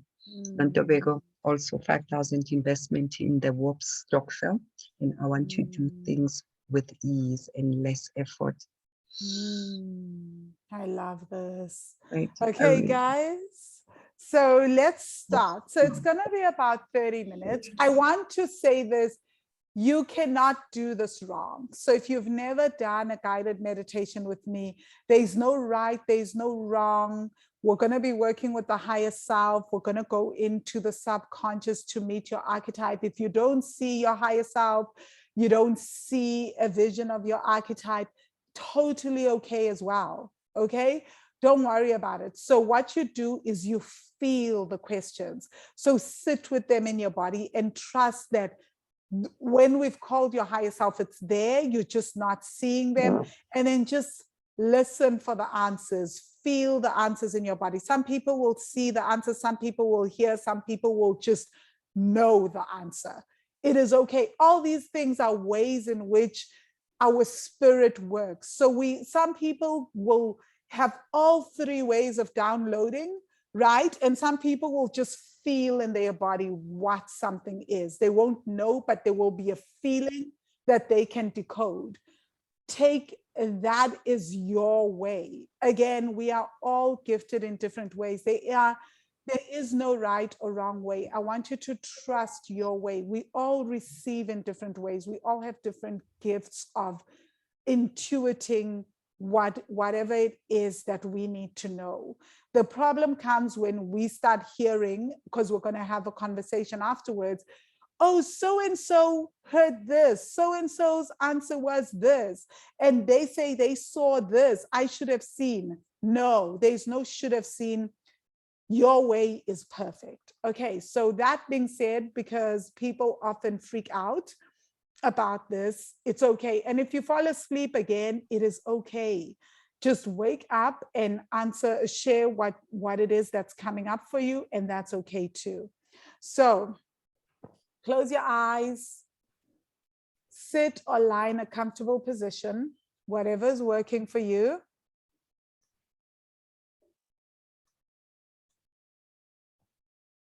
Take a deep breath in.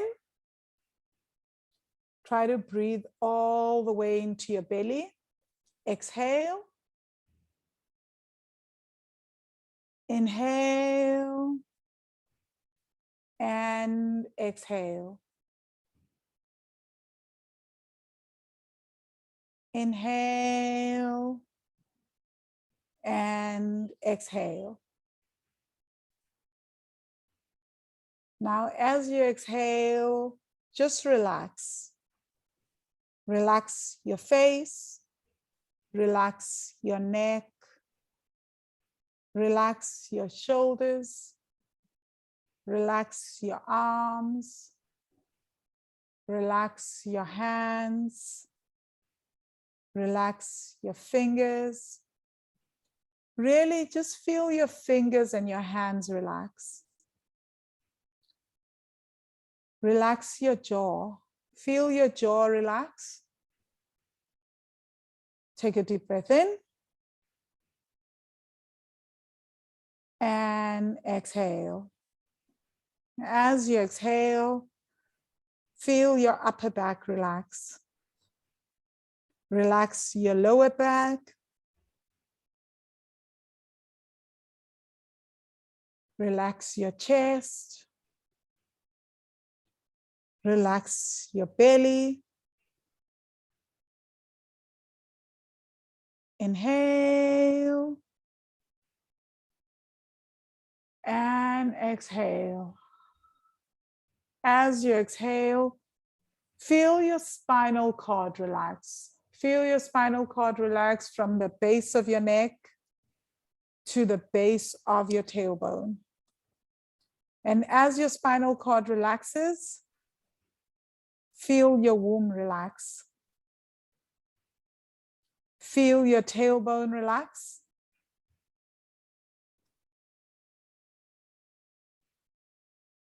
Now I want you to go back to your womb. If the men are listening to this, please feel, relax your gut. Don't relax your womb. Feel your solar plexus relax. Relax your jaw. As your jaw relaxes, I want you to feel your tailbone and your womb or your gut relax even more.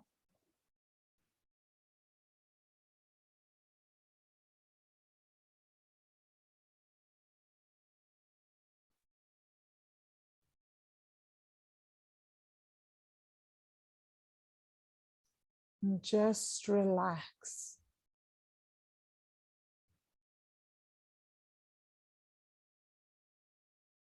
Really, really relax. Feel your butt relax. Feel your thighs relax. Relax your knees.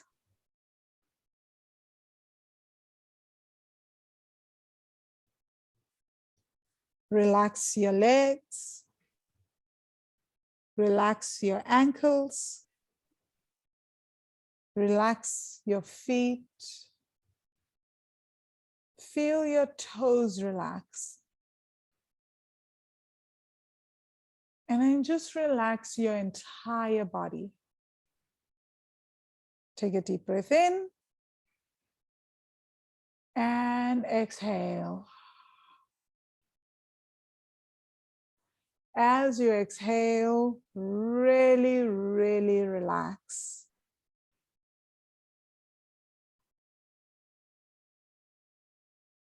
Now I just want you to notice what's going on in your body.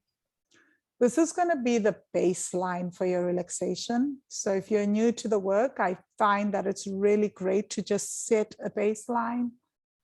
So this is how your body feels like right now. Just relax.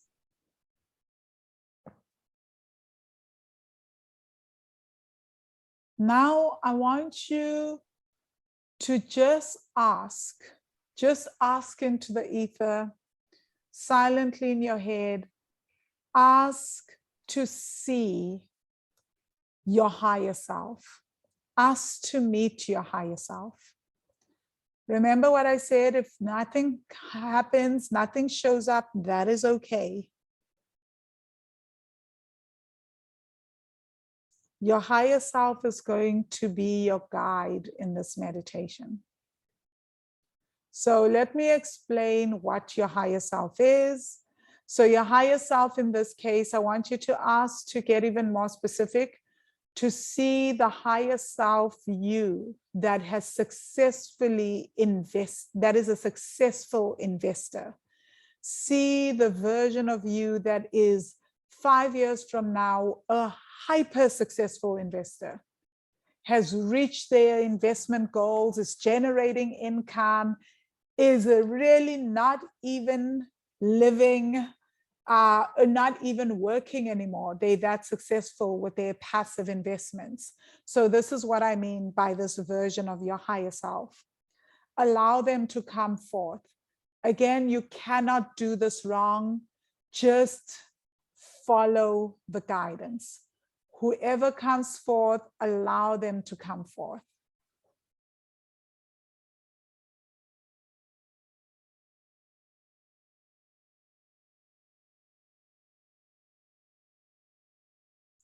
Don't try to control the image. Don't try to control anything that's happening. I want you to take another deep breath all the way into the belly or the womb. And just exhale. And just relax even more. Allow yourself to see this version of you.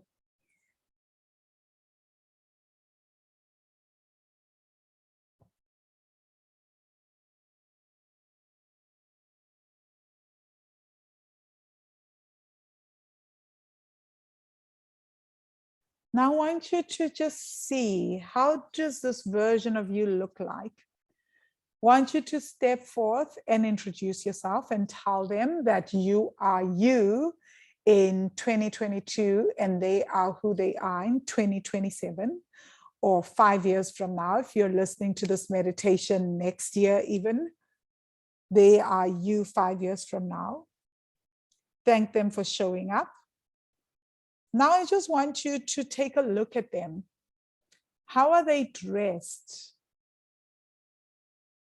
This may seem like non-essential information, but it's information that will give you a glimpse as to how you can show up in spaces, especially for those of us that want to be more feminine in masculine spaces. Notice what kind of dress are they wearing? What shoes are they wearing? What hairstyle do they have?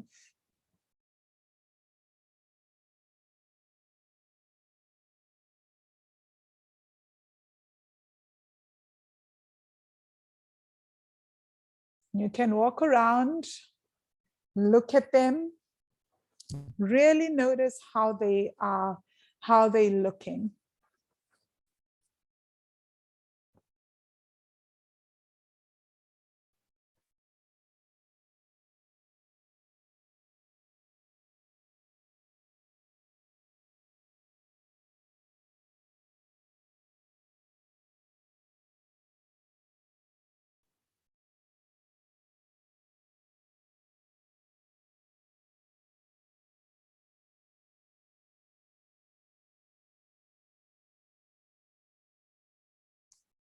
Now I want you to see the location in which you are meeting your higher self.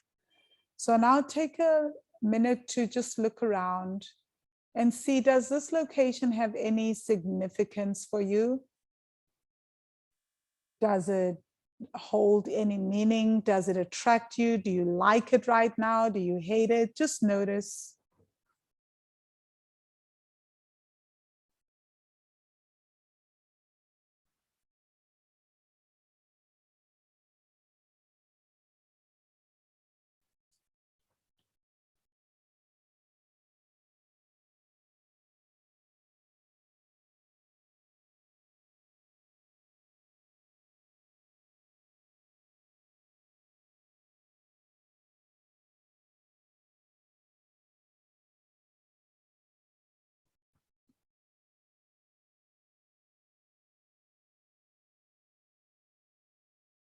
Now I want you to notice what goes on in your body. When you are looking at this higher self version of you, looking at how they dressed, is there an opening in your body right now or a contraction? There's no right or wrong. Just notice, is there an opening? Is there a contraction? Do you feel ready to step into this version of you? Or is there a kind of resistance to step into that version of you, to become them? Just notice, really feel into the body. By contraction, I mean, does your body want to lock up and protect itself and make itself smaller? Or do you feel like you're opening up, chest wide open, just letting in everything? If there was a body language, would it be a curling up or an opening up when you look at this version of you?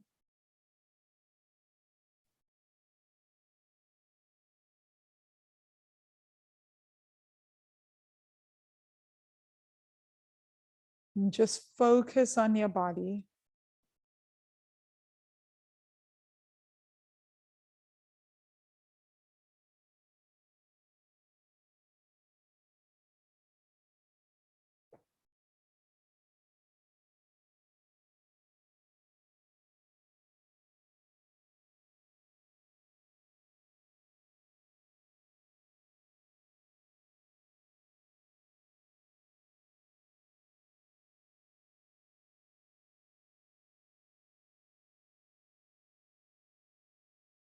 Now you're going to ask this version of you some questions. So just tell them that you call them forth so that you can ask them questions to better understand yourself and how you get to this point that they are at, how you build this kind of wealth. So I want you to ask them, what are the three fears or emotions that are currently holding me back from becoming you? So, and just wait for them to answer. Do not freak out. Don't force it again. Just wait. It will come. What are the three fears that are holding me back from becoming you, the investor that is you, and creating passive income?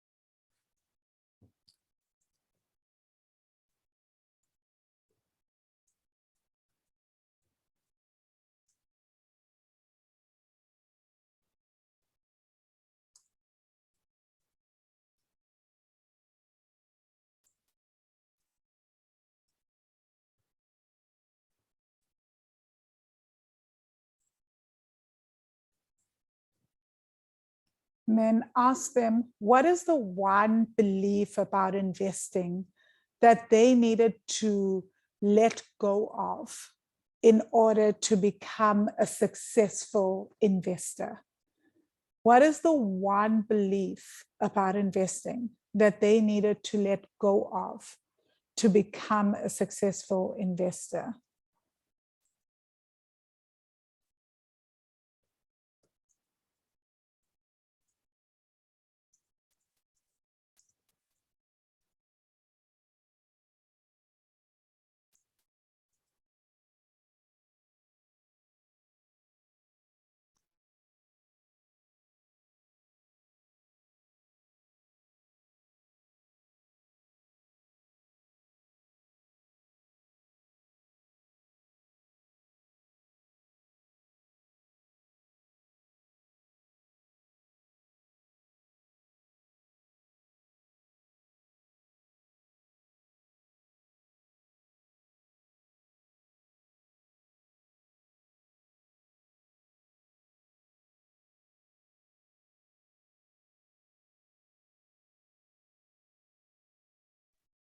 And ask, how is this belief that you need to let go of holding you back right now? How does it hold you back from taking actions and from investing in the way that you want to invest?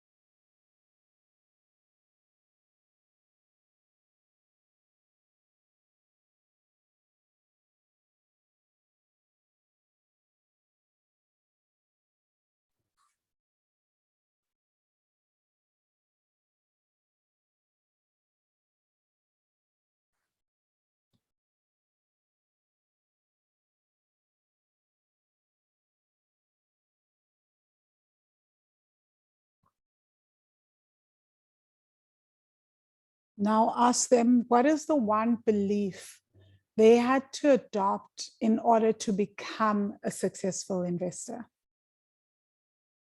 What is the one belief they had to adopt about themselves in order to become a successful investor?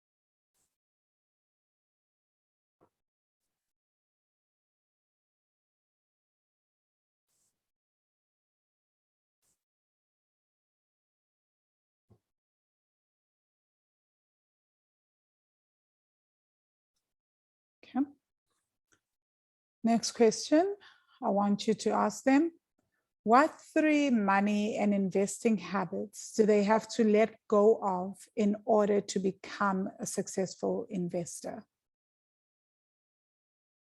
I also want to say 3 money, investing, and personal habits do they have to let go of in order to become a successful investor?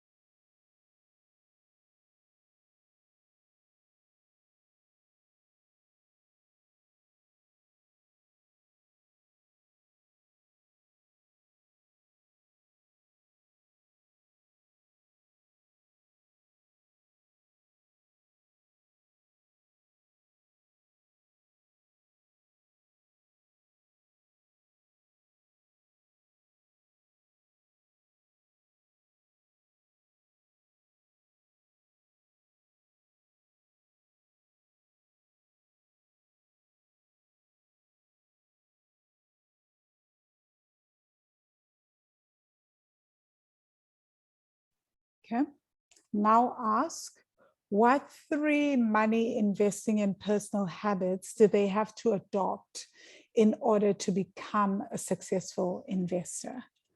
So what 3 investing, money, and personal habits did they have to adopt in order to become a successful investor? So think of behavioral habits.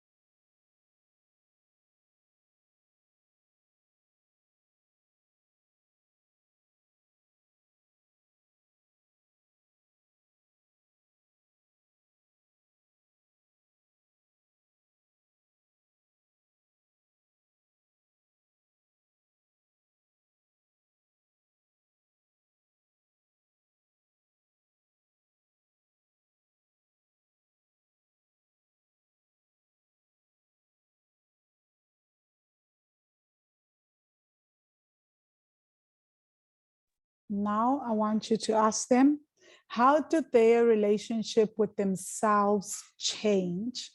How did they have to change the way they relate with themselves? What do they need to believe about themselves about themselves and money in order to become a successful investor? What do they need to believe about themselves when it comes to money in order for them to become a successful investor?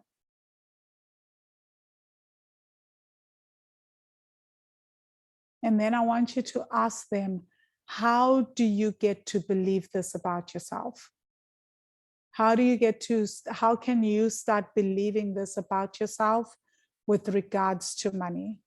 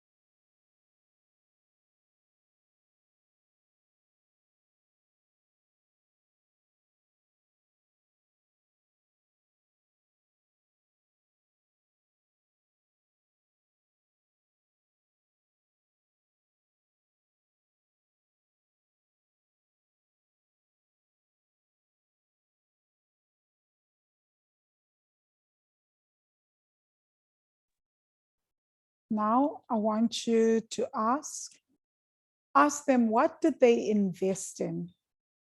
And what was their approach to investing? This is your archetype.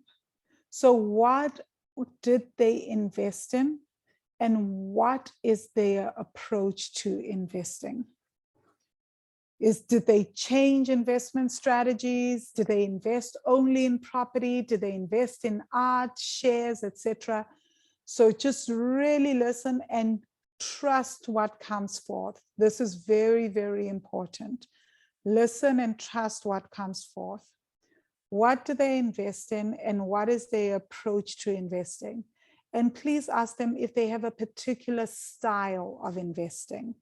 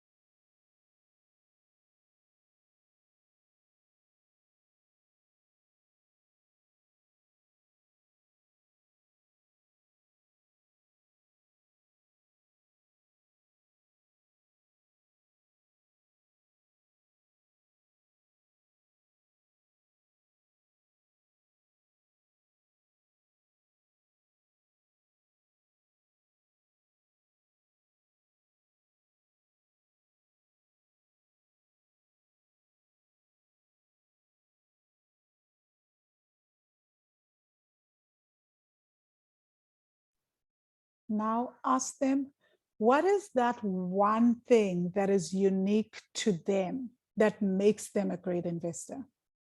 What is the one thing that is unique to you that you don't even realize right now that makes you a great investor and that they have managed to use to build their portfolio? Everyone's thing will be different. And trust whatever comes through, even if it's, I know how to make tea. Whatever it is, what is the one thing that is unique to you that makes you a great investor that you haven't yet realized now, but where they are right now, 5 years from now, they have managed to use it and it has helped them grow their investment portfolio.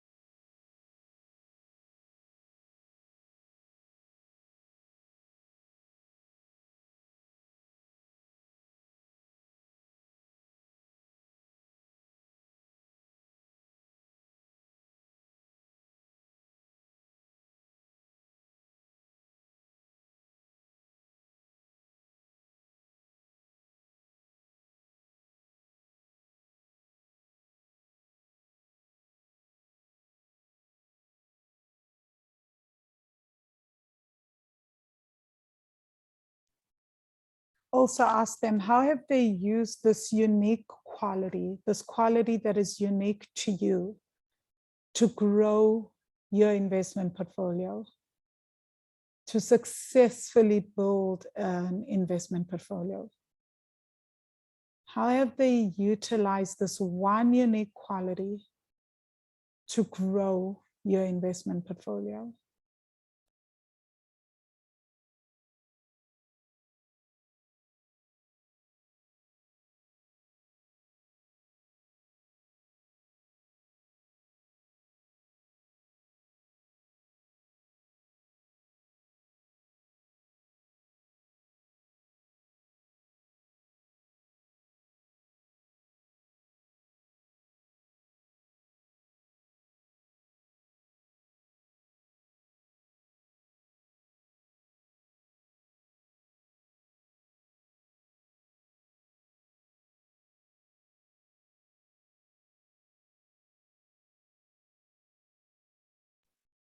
The final question I want you to ask them is, what is the one thing that trips you up that you should look out for as an investor? So basically, you're asking for your key weakness.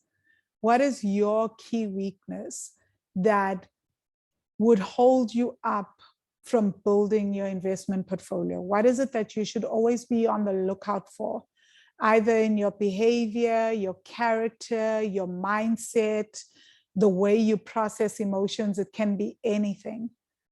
What is it that you should always be on the lookout for that trips you up? And how have they managed to deal with that to make them a successful investor? So what have they done to deal with that so that they can continue to grow their investment portfolio?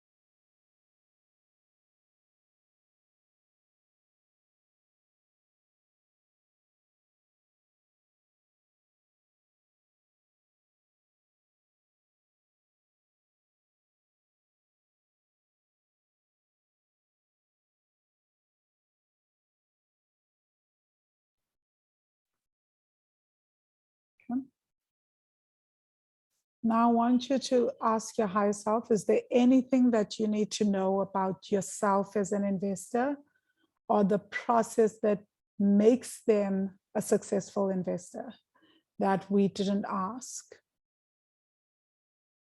And if there's nothing, you can just thank them, give them a hug, and let them go.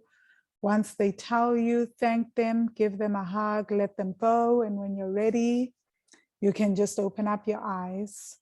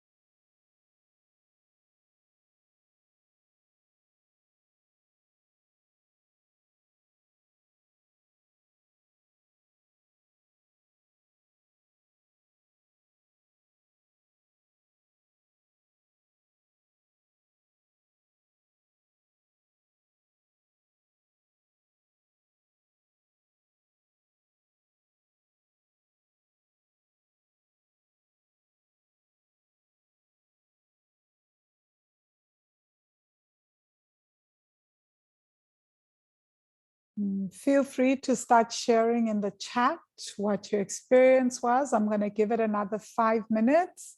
So those that are eyes open, do share your insights in the chat. I have shared and posted in the chat the questions that I asked. So if you want a refresher of some of the questions they write there, you can reflect on them and share in the chat.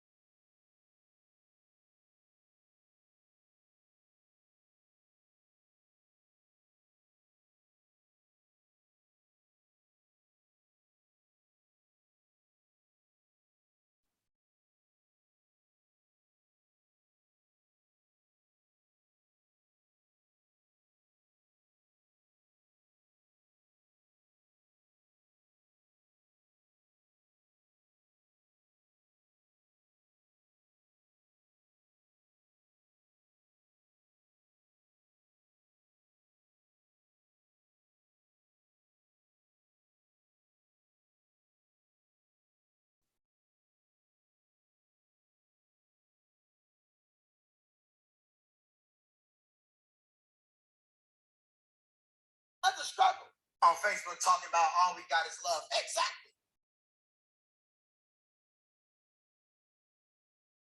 Okay, when you're ready.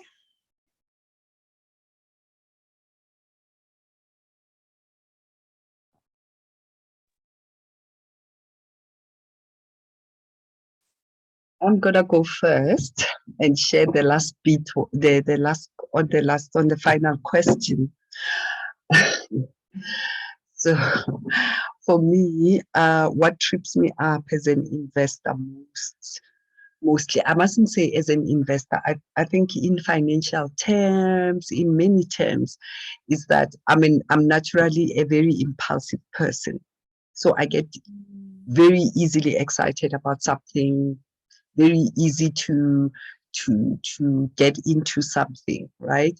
So I don't like small print, and it's something that is so important in business and in money terms.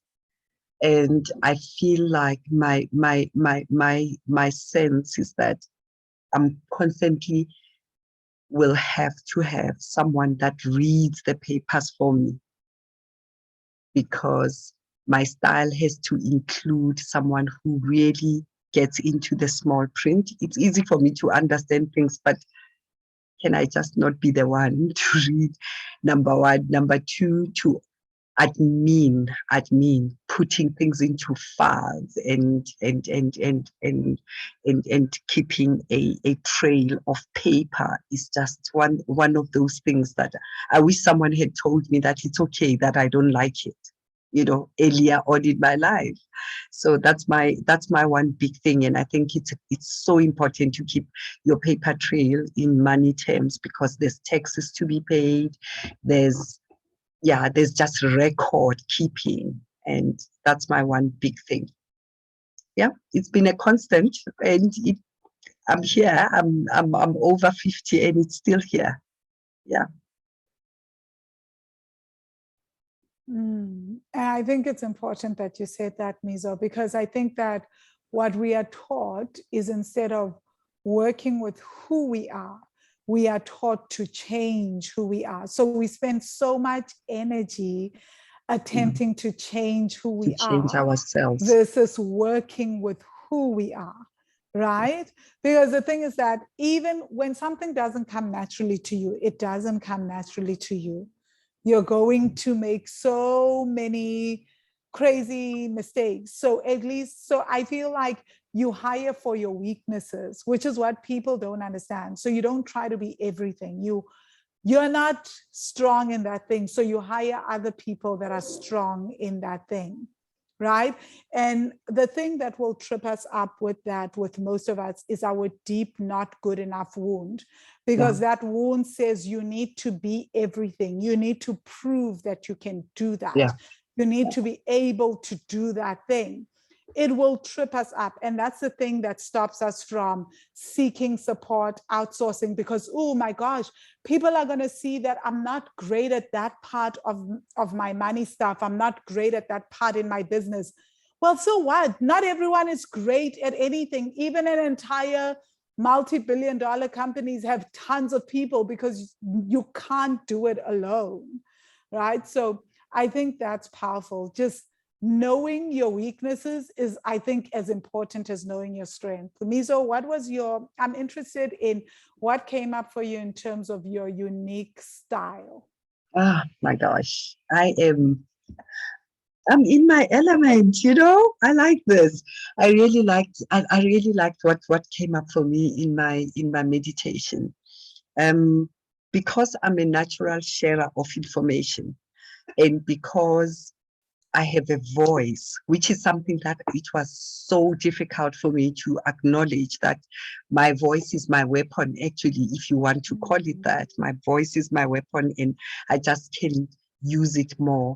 I can lobby on behalf of others because I can articulate myself in a certain way. I'm able to simplify concepts of property investment to others, just to continue doing that, just to continue doing that, and being the person that makes it easy to bring it down to a level where other people like me understand things. I thought that was so easy. It excited me. Then you would relate, because you know what I'm talking about. There are two ladies in the US who run a property equity fund. Kim Lam and Annie Dickerson, they run Good Egg Investments. And from the first time you said, what do you see yourself doing? They just keep coming. They are so unlike me. But what I like the most about them is that they are non-American who have made it in the US, right? Yeah. One of them is Asian. I can't remember where the other one comes from. And I'm just like, yeah, man, can I just do that? Can I just continue being able to call in some other people, explain the Section 12J to other people, explain the concepts of property, and in the meantime, and have somebody count the money on the side while I explain this concept? Can I just do? That's all my part must be, because the accountant must count money. Somebody must do the deal analysis and put it in front of me so that I can explain it. That's it. Can I just do that? I could do that easily. Yeah, that's very, very powerful. I like that. So what I'm getting is, it's not just your voice, it's your ability to simplify things. And just like talk in a way that people get. You know, you don't stay here. You don't stay academic. You're able to connect. It's not just using your voice, but that you are able to connect with people where they are. Yeah. It's a powerful and unique gift. It is very, very powerful. So Lydia says, yo, I'm experiencing nasal blockage so intense. Sending deep hugs, the body never lies, right? So just sit with it for a little while, Lydia. And then Tebuko says, emotional investing, one recurring message. So emotional investing is your weakness, Tebuko, I'm getting. And then you say one recurring message, keeping people who are always borrowing money from me, they need to be released from my life. So my thing, Tebuko, is to say what is so scary around having money, right? Because the people are coming because there's probably something within you. They are just a tool to help you get rid of money.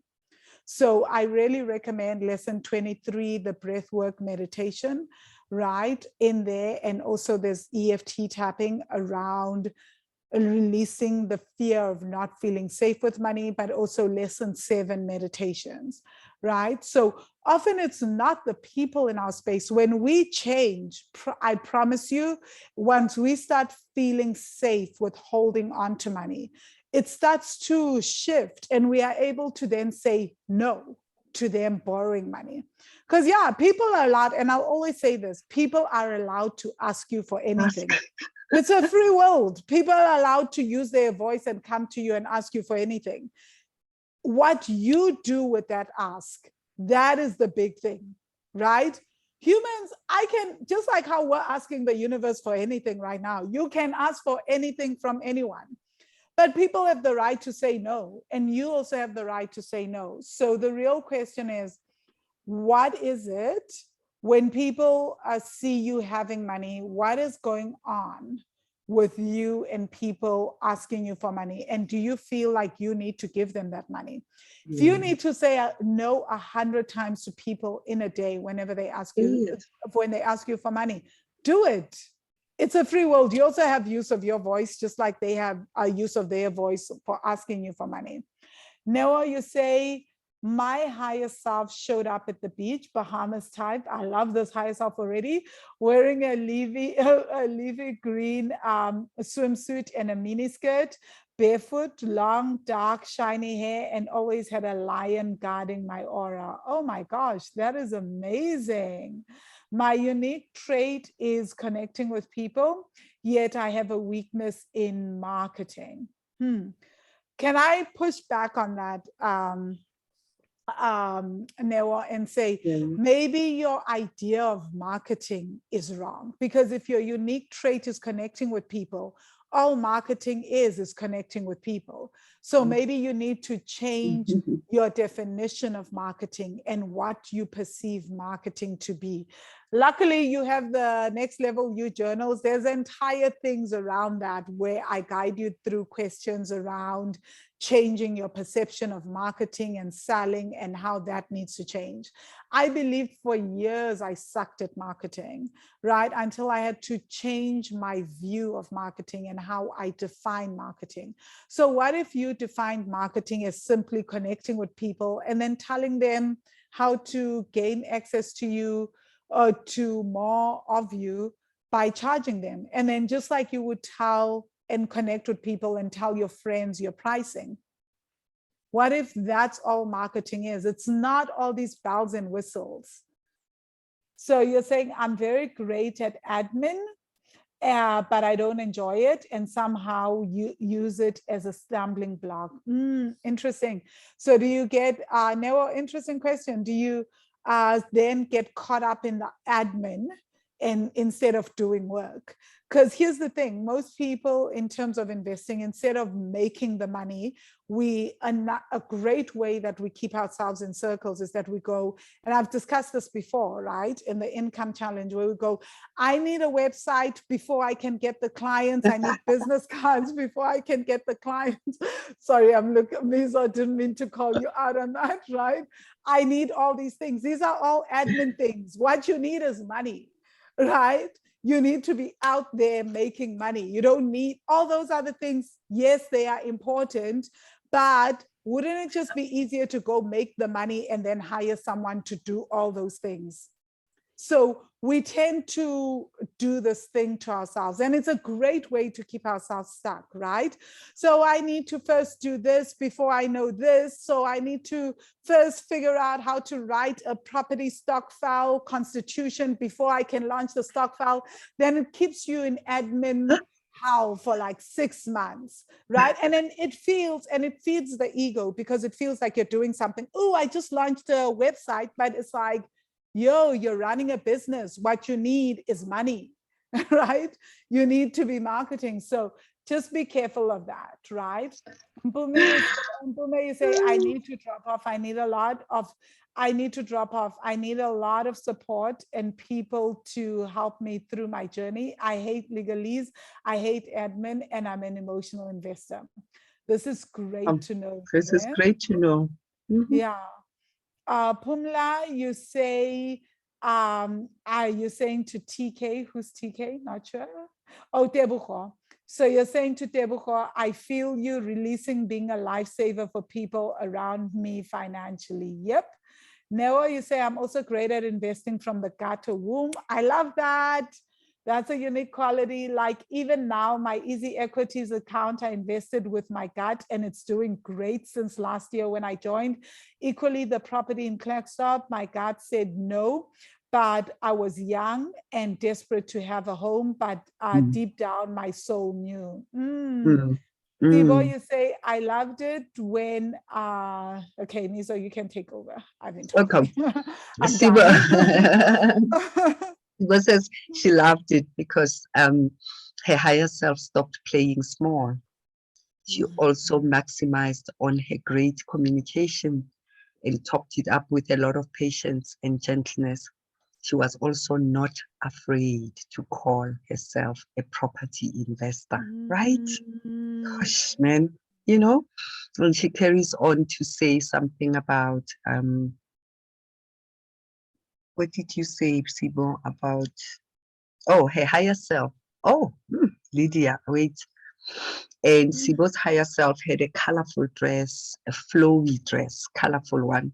And she was at an event and was walking, and she turned around and had a lot of time for this current Sibo and was very gentle and kind.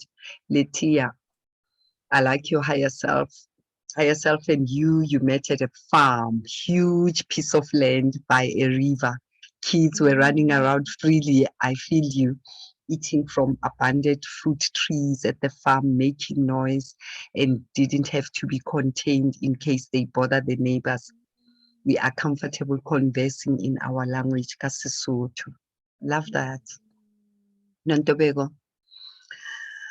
Why are we having the fears now? My fear once I make it, I will lose it all again. To be a successful investor, they had to open up to more. My higher self showed up in my dream car, wearing all stars with short hair. Converse, okay, with short hair, and also saw my paternal grandmother standing next to my higher self and smiling. Oh, I love this. I love this. Yeah. So Okay. I'll share what came up for me with my investor archetype, then we can wrap it up, guys. This has been so beautiful and so gentle. I'm so loving it. So for me, when I did this, what came up for me was that my archetype is one of an innovator, that my higher self was like, I don't do anything if it's not new. If it's not brand new, I have zero interest in it.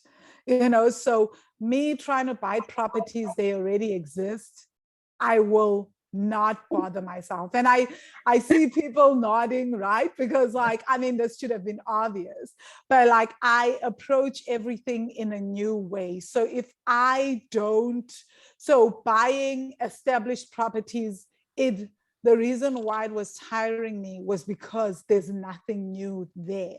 I want to do new things. This is why flips excite me, renovations excite me. But more than anything, this is why shipping containers excite me, because everything about the concept is new.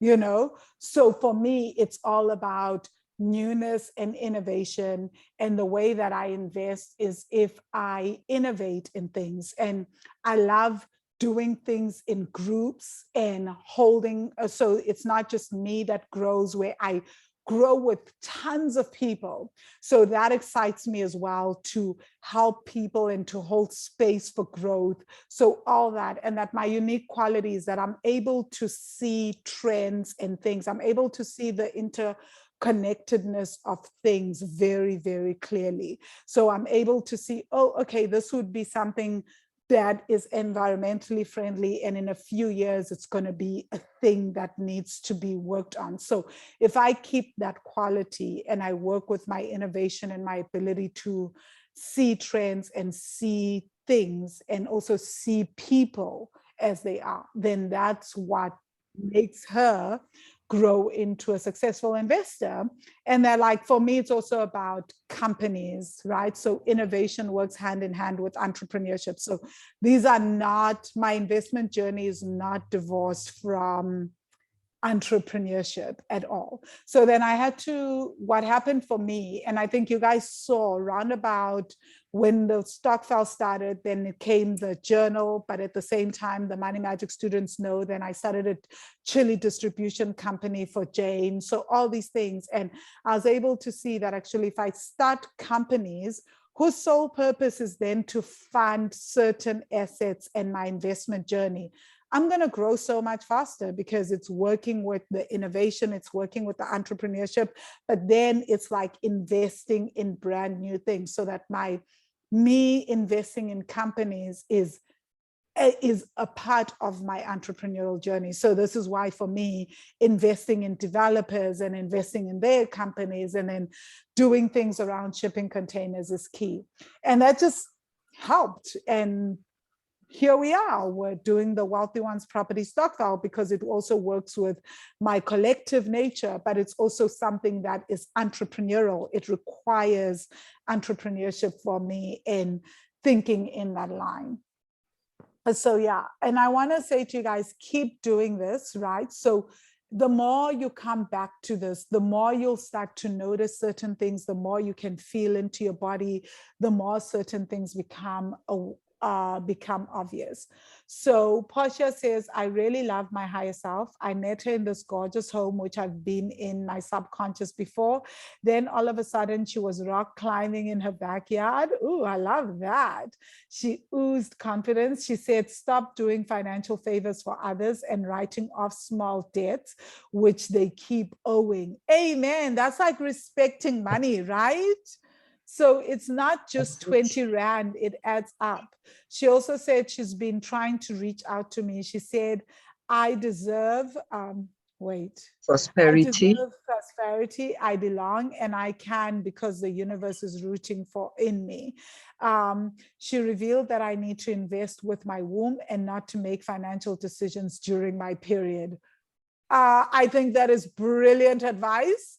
When we're on our periods, we are PMSing, guys. Like, everything feels horrible. I hate everything when I'm on my period. Everything feels wrong. Everything is annoying. You know, people upset me. So I agree with that, right? And she said, my unique trait is analysis trends. I do it at work, and I need to use it for myself. I love it. I mean, as an investor, if you can analyze trends that are going to become trends beforehand, that is powerful. Yeah. So guys, anything else? Okay, with that being said, I'd like us to close. You guys can just open up. We'll take the first 5 people. What are your takeaways from today's session? And then we close the circle. So Letitia said, land. Oh, Lydia, just like me. I think it made it worse. It accentuated even more. I don't know how you felt, Lydia. We were at Naledi Farm on the 31st. It felt like I don't know, every time I go to Naledi Farm, something happens. It just reminds you how grounding land is. Yeah. Our kids were able to play volleyball. We were sitting here sipping cocktails. We had a simple meal, but we made connections with people that we had never met. We had such an amazing time, guys. It's yeah. Yeah.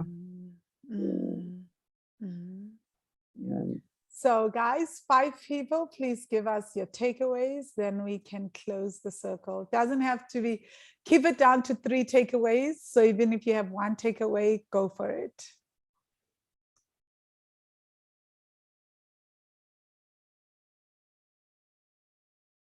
And I'd really like to encourage people that haven't been talking or saying anything to say something. Share.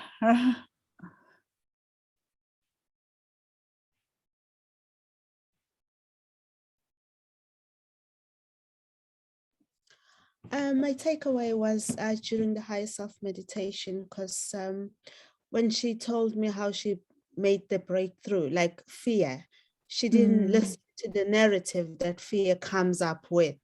She just really was deaf to that. And the other thing that was impactful, funny enough, it's been one of my words I'm repeating to myself, to be gentle and kind. So I think, I can't remember the word you said, but in that blind spot, what was the blind spot that you worked on to make a breakthrough? So she said, although she maximized on communication, but just topping it up with gentleness and kindness. And that was visible because she was hosting this event and she was walking out, but she turned around and stopped for me, and it's like, oh, hold on, I have plenty of time for you. I'll give you my ear. But this powerful person just listening to me. So it's just in line with what I'm trying to get through, but also accepting my blind spots so that they don't own me anymore, because I know I can be very impatient.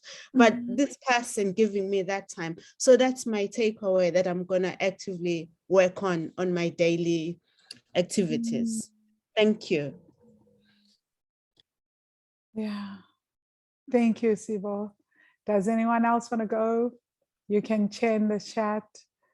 Fabi says, I don't need a financial textbook to tell me what to invest in. I just need to find alignment in my soul. Sure. Yes. And 2, everything I want is within reach, so I mustn't overthink this. The 3rd one is, I'm reminded of how money just loves me. Oh, we love that, Fabi. Awesome, hey? Awesome. Noah says, my takeaway was my perception of marketing. Indeed, I am seeing how that belief is holding me back. Lovely. Jackie said it was the first time doing meditation, really enjoyed it. Yay. Really, Jackie? Awesome. Yeah. And Siva says, money loves you right back, Sissy, to Pavi. Yes, it does. Yeah. Yes, it does. Can I share something that is so weirdly weird? So I am doing an Excel sheet, doing a look back on 2020 and 2021, which is what I think is sitting in my mind about how bad I am with admin. And I'm not just bad with admin. I'm bad with admin when I'm scared of looking at something as well. When you just don't want to acknowledge what's going on, the things that are falling apart, or this is not doing great, it needs to change, or I need to take care of it. This admin thing, if I can just send them a letter and sell this so that I unhook from it, bad investments or little money that's sitting in some little place that I had forgotten it's sitting there. So I'm majorly irritated with myself about, there are just small little pockets of things that that are so easy to take care of. But it's also because me and admin are not the best thing. I don't file like that in files. I file in a pile. When something comes in an envelope, it can sit in that envelope. I'll read it, put it back in the envelope, and somehow I think I can commit it to the mind. And I think this is my one thing for 2022. I don't care how admin happens, admin is gonna happen. I'm doing the Excel sheet so that I can prepare it for the assistant that I'm gonna have. I'm done. I don't like it. You know, when you just, I don't like it. It's, I hate it with all my heart. And I hate it to my own detriment. I see how it loses my small little monies, but I hate it, right? But I've never given myself permission to say, like the word is hate, not, I dislike it. It's not my favorite. I don't even want to be gentle about it. I hate it. Right? I love that. I love that. Owning who you are, right? Accepting and owning and just saying, okay, now that I know I hate it and this needs to be done, who can do this better and how can it work to my benefit, that when they do it, how do they summarize it in a way that makes sense to me, that I look at it every month, that I love reading it? Do they, and that's the other thing, they don't even have to send it to you in a way that you love reading it. If you're a visual person, they must send it to you in a video. They can screen share, do a video, they can send you audio. Guys, there are many ways to keep up to date. If you don't like a thing, make it easier for yourself, because it needs to be done. It really needs to be done. Khomolemo says, my takeaway from my higher self meditation is to trust the process and to stop holding back and listen to my gut. Stop holding back. I fell into deep sleep during the breathing. I will have to do the meditation. Will there be a link for recording? Absolutely. Yes, there will be a link for recording. It's going to come out on Tuesday together with the podcast. So you can listen to it on the podcast or you can watch the YouTube video. Absolutely. Tando, my higher self was very clear that I need to be my biggest cheerleader and give as much support as I give to others. Number 2, money loves me. Absolutely. Number 3, I'm supported by my ancestors. Always. Always. I like that. Humelele says she loved the meditation. First time doing it. So glad. Yeah, so glad, guys. Enjoy. So come back to this on Tuesday. You can come back to this as often as you want. The questions that we ask, you can keep asking them. I will put the questions for the meditation in the description so that you guys always have them, right? And you can ask yourselves those questions at any time and keep coming back to them. Keep working with your higher self, keep refining, keep understanding yourself and your strategy, right? It will be extremely unique to you. You know, like now I figured out that I have Wealthy Money will pay my salary, but other companies that I start will always be all that income goes towards investing. That's my own unique thing. Other people will think companies are how to start, to build to profitability, all that. Then that's not your thing. So whatever works for you, and this is what's going to help you grow so much faster. Okay. And for me, I just want to say thank you so much. I want to remind you guys, we are sponsored by the Wealthy Ones Property Stockfile. That's why we could come on here and do this. If you want to join the Property Stockfile, our mission is to get to 250 million Rand in assets in the next 5 years. So by 2025, 2026, right, Mizo, 2026, we are there. And we're all doing it as a collective. The first 2 years, we are acting as the bank to developers. So if this resonates with you, come on board. After that, we will start buying immovable assets. We're going to start buying properties and buildings in all over the African continent, really. So this is resonating with you and you want to be part of this. You want to grow with us. We're doing it intentionally. There's no push, push, push. You invest at your own pace. The first investment, the joining fee is 1,000 Rand. And you can just go to Stockfella. So download the Stockfella app. It's STOKFELLA. ELLA. Download the Stockfella app and then go into groups and search for the Wealthy Ones Property Stockfella, ask to join, and then make your payment. Go to the button that says make the payment and then just choose the EFT option and make sure to put in your unique ID number, which is the reference, right? So put that into the, when you're making the payment, everything will reflect on Stockfella. The deal that we're working on, we had said the 6th of January, but Mizo's going to find out if we can do the 15th of January. We invest in the flip, and we are going to get a 15% return on investment within 4 months. So we put money in and then we get it back. Remember, the first 2 years until 2023, mid 2023, we are just being the investors, building up our investment portfolio with money so that we can go and start buying buildings right in 2023 and owning buildings and building generational wealth that way. Any questions, guys? Mizo, do you have anything else to add? Just want to say thank you, Mizo. Thank you, Property Magicians. Thank you, Wealthy Ones, for showing up. Thank you, guys. I think we've gone on long enough. So the only thing I want to add on is any of the updates. I was disappointed that I couldn't get my updates in time before Christmas. So tomorrow is my working day. So you will see all updates on our WhatsApp, on our group WhatsApp. And I want us to update deal number 1 for those who have invested, because there is an exciting update apparently on it. They told me about it before Christmas, and then they didn't send it to me. And then on the second deal, what we're going to do is we are trying to stretch the date to let's deposit onto the flipping company.